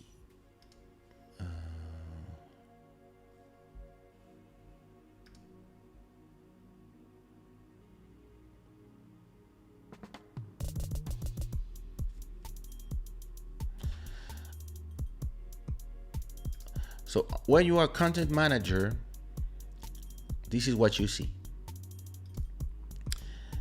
These are all the videos that are using my music. So sensual kizomba dancing, and you can see which channel is using your content. Mariage coutumier congolais, that's a vlog, somebody using some of my music or music that I own. This one is using Criolla by Mika Mendes. It's a song that I own, etc., etc., etc., etc. So every time somebody is uploading anything that has my music in it, I can see it, and I have like, every day there's, see, this is just today. So every day there's like 10 new videos. So then you can go inside of one of these videos. Let's say, for example, these people, for example. So it's a wedding, and in her vlog, in this place exactly here. So because you can see exactly where she's using your content, right? So exactly here, she's playing something that is. Wait, it's not there. You can see exactly where. I don't even know where you have to click, but you click somewhere, it will tell you which song they are using, right? Once they show you the song they are using that is yours, you can say no problem, and they also show you the other song from other people. And then you can go and either say, okay, no problem, but you can decide on your thing that you want to take down the video. And if you say, hey, I don't want these people to use my music in their video, or maybe my own video, or whatever, my movie, because some people post movie, whatever, you can say take down. And when you say take down, it's over. This channel receive a takedown, and they also receive a strike. And if they receive 3 strikes, the channel is removed. That's the rules. So a lot of people don't really know how it works, so they use a lot of content from other people. And then you have policies. You can decide, for example, that automatically you can block automatically. So if anybody uploads content that you own, it will block directly. So this doesn't give you a strike. So you have all these tools. It's only labels and some creators that have access to those tools. And yeah, that's how it works. So as a content creator, as somebody who has a channel, you have to always be careful of the music that is playing in your video, even the music that is playing in the back. If you are in a club, if it's not your music, every creator, every record label puts policies that are different. For example, Bodhisattva, when he does his DJ show, he plays music from other people, and most of the time it's fine because it will just have monetization sent to the other people. But sometimes some label that they don't understand, or they just don't want their content to be on anybody's video, they will just say block, and this might turn off his live stream. Or maybe after the live stream is over, he might tell him, hey, your video was removed because of this content. And then you have the choice now, because YouTube has been understanding that sometimes a creator, like you're gonna do a DJ set, and because of one song get removed, YouTube now gives you the possibility to remove the part that has content from other people as well. But back in the days, that would just terminate you, especially if you have like 3 people at the same time. You have your 3 strikes, boom, boom, boom, goodbye. So it depends. And when it comes to creators, when you do a channel, you really have to make sure that either the person gave you the permission, or that you don't use content from other people. It's mandatory today.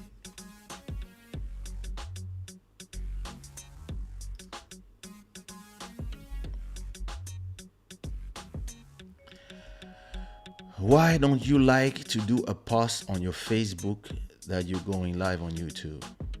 You have over 900,000 fans that you can drag here on Club Shada. Because it's useless. When I had 200,000 fans on YouTube, I would post a photo and I would receive sometimes 300 comments and hundreds of likes.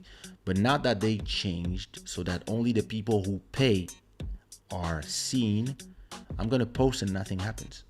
So most of the time I post on Twitter, I post on Instagram, and I post on my WhatsApp group. That's it. And sometimes I post on Facebook, but doesn't change nothing. If I really want people to come from Facebook, then I do a multicast, which is a live stream from YouTube, from Twitch, and from Facebook at the same time. My 2 Facebook pages at the same time, and I do like 30 minutes and everything. And I tell everybody from Facebook, hey, come to YouTube, and then, or maybe I can. Sometimes I also do it on Instagram before, but I don't do it anymore because hey, listen, people, you guys find me like this. I don't need this show to grow too fast. I have all my time. Police boy, what up?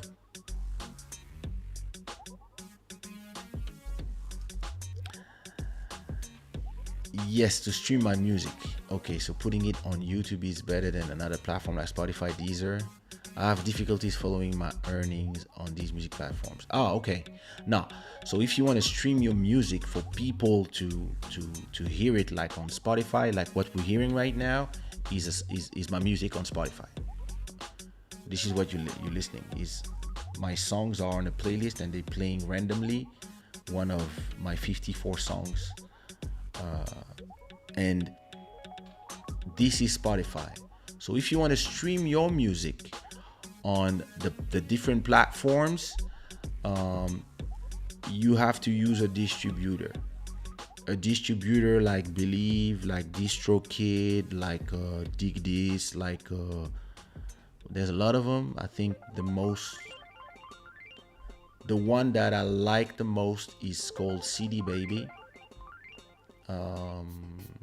So let me go.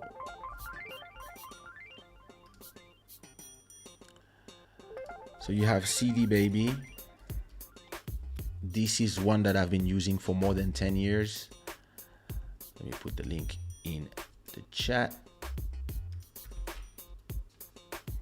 You got CD Baby. They are very good. It costs you, I think, $29 to release something. And then you have DistroKid. Their model is different. Is you have to pay every year for your song to stay on a.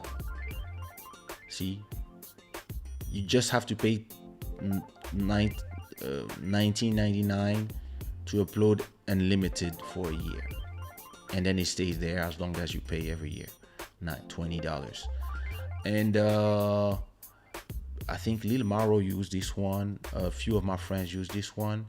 It's fairly simple to upload, and then they will pay you every week or every month or depending on which platform you're using. So I would use one of these two platforms if I were you, and then you upload your music there. And I would also upload it to YouTube, because some people listen on YouTube, some people listen on Spotify, some people listen here and there. And at least the good thing with those platforms is they will give you so to show you how it looks. This is my distribution platform. Wait, I'm gonna show it to you as soon as I'm done.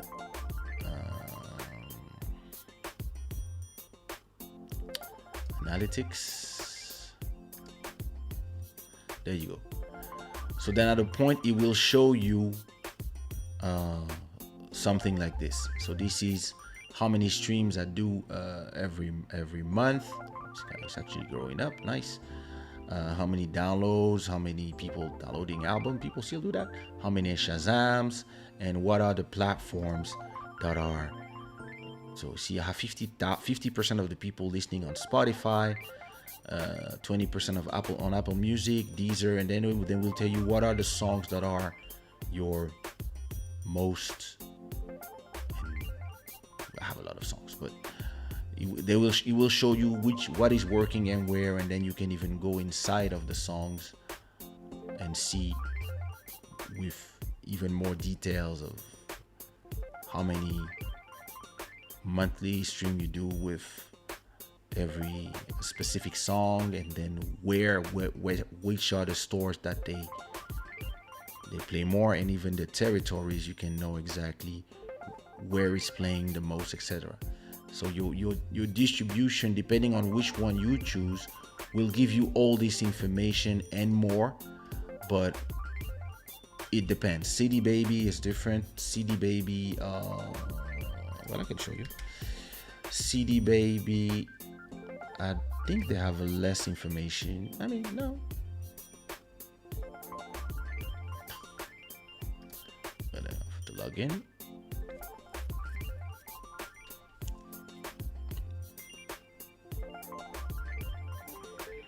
So same thing. CD Baby will put your music everywhere. And then let me see. but they only show you the analytics from Spotify or iTunes. They don't show you a mix of everything. So you choose Spotify and it will show you, for example, let's say last 7 days. It will tell you how many streams you did, which tracks are the most. So you see, etc., etc. But it's not as good as Believe. But when you are an artist on Spotify, Spotify will show you directly all this information in real time. So it will show you exactly what is playing where, and they will show you in every country, and it will show you which songs, for example, are your number one song, where they're playing, and you can go to one song and you can see all these details of how many it's playing, where what playlists are there. But for that, you have to be on Spotify for artists. So a platform like CD Baby will give you direct access to Spotify for artists, but you can claim it yourself. But if you want CD Baby, once you release a song there, they will directly give you access to Spotify for artists when you can see all this information. And I think most platforms will do this. There's a lot of distribution platforms. I'm actually thinking of doing one day, maybe. But I would like Numa. I have a video on a previous episode where I talk about how to release your music. Don't ask me which episode, but it's there. So just type I don't know. It's in the channel. I'll try to find it. I'll try to find it for you, but it's there. I mean, and I think I don't have one. I think I have a lot of them. Outdoor house music events. That would be so cool. That would be so cool. Are you saying website are for old people? Yeah, you and me. Us. Completely. Which one? The first one was called Believe. The second one was called CD Baby. And the third one was Spotify for Artists.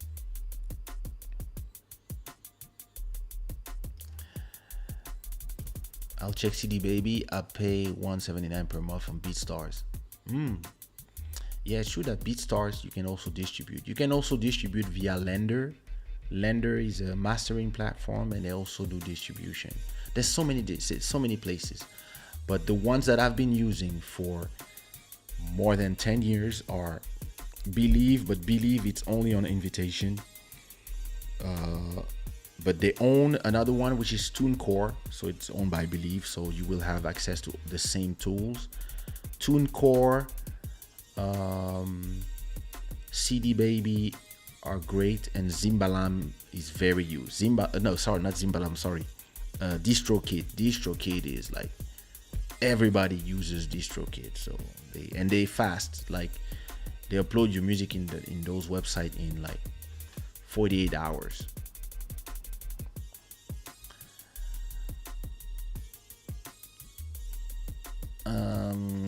Last one.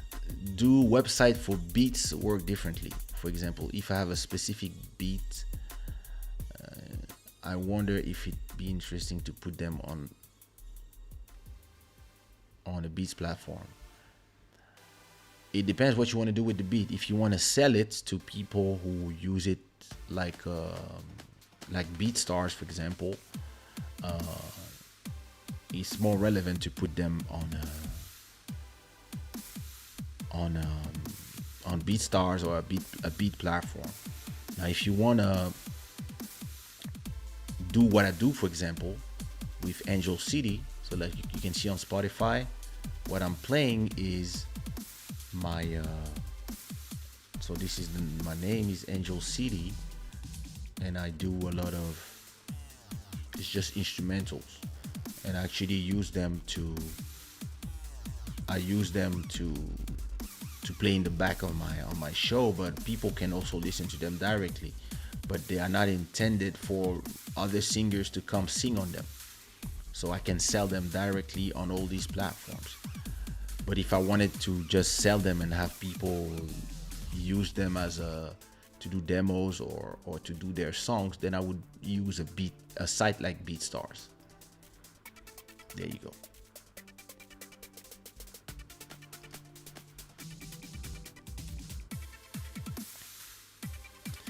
You should do a tutorial on how to record at home and produce your own music. I'll definitely pay for the tutorial.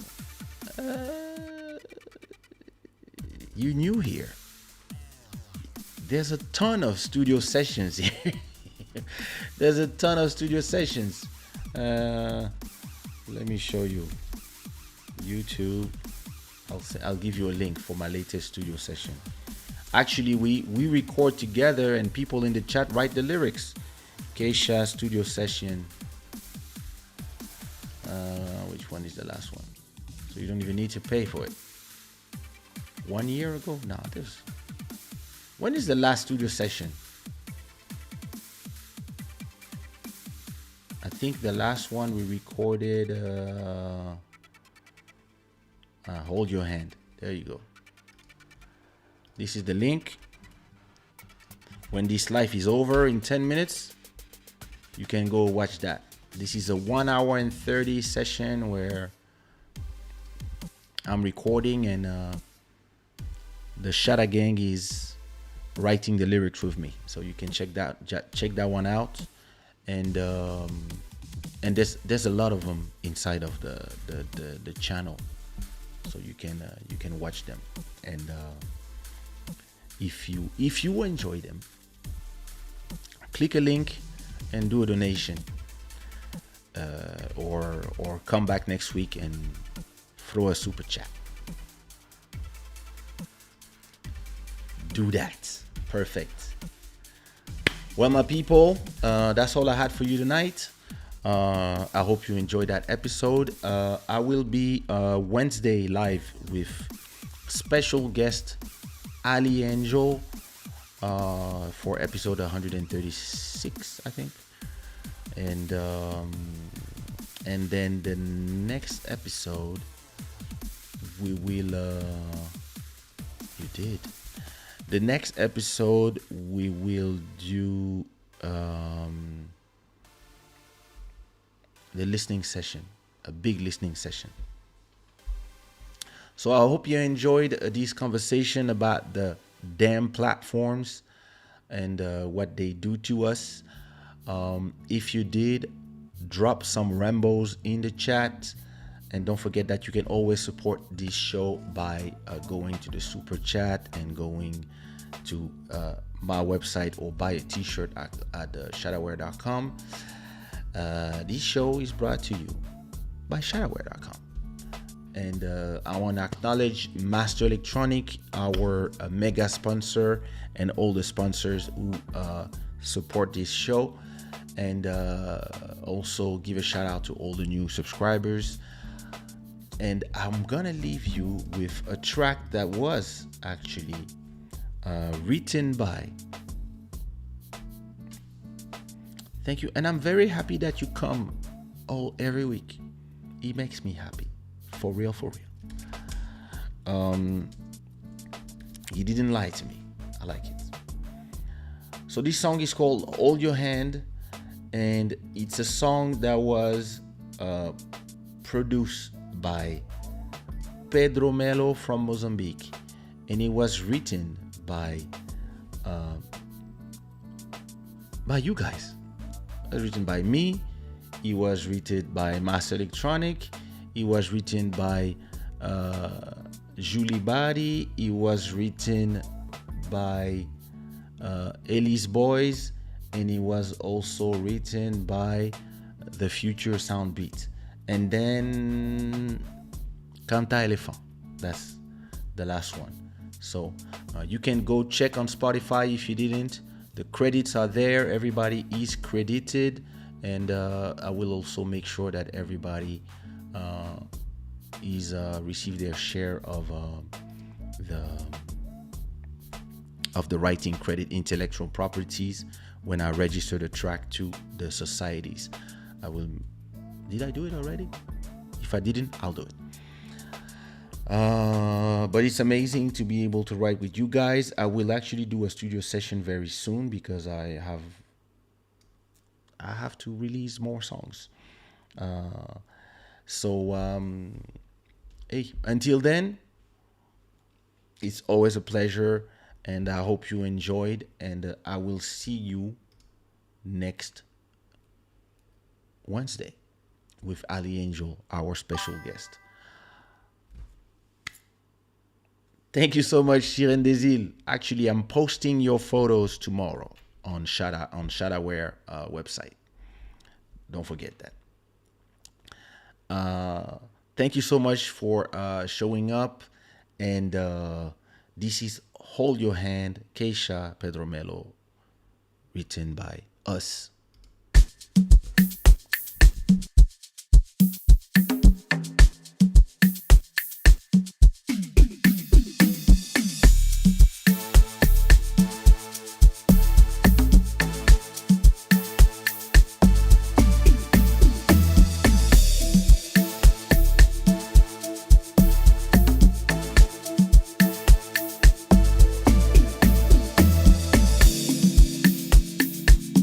My feelings for you are endless and restless.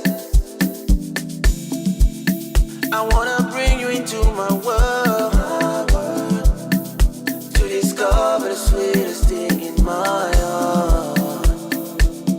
Cause ever since I met you, baby, I just wanna hold your hands, baby, all night, all the night. Won't you let me be your man, baby, for life, all the life. I just wanna hold your hands, baby, all night, all the night. Won't you let me be your man, baby, for life, all the life.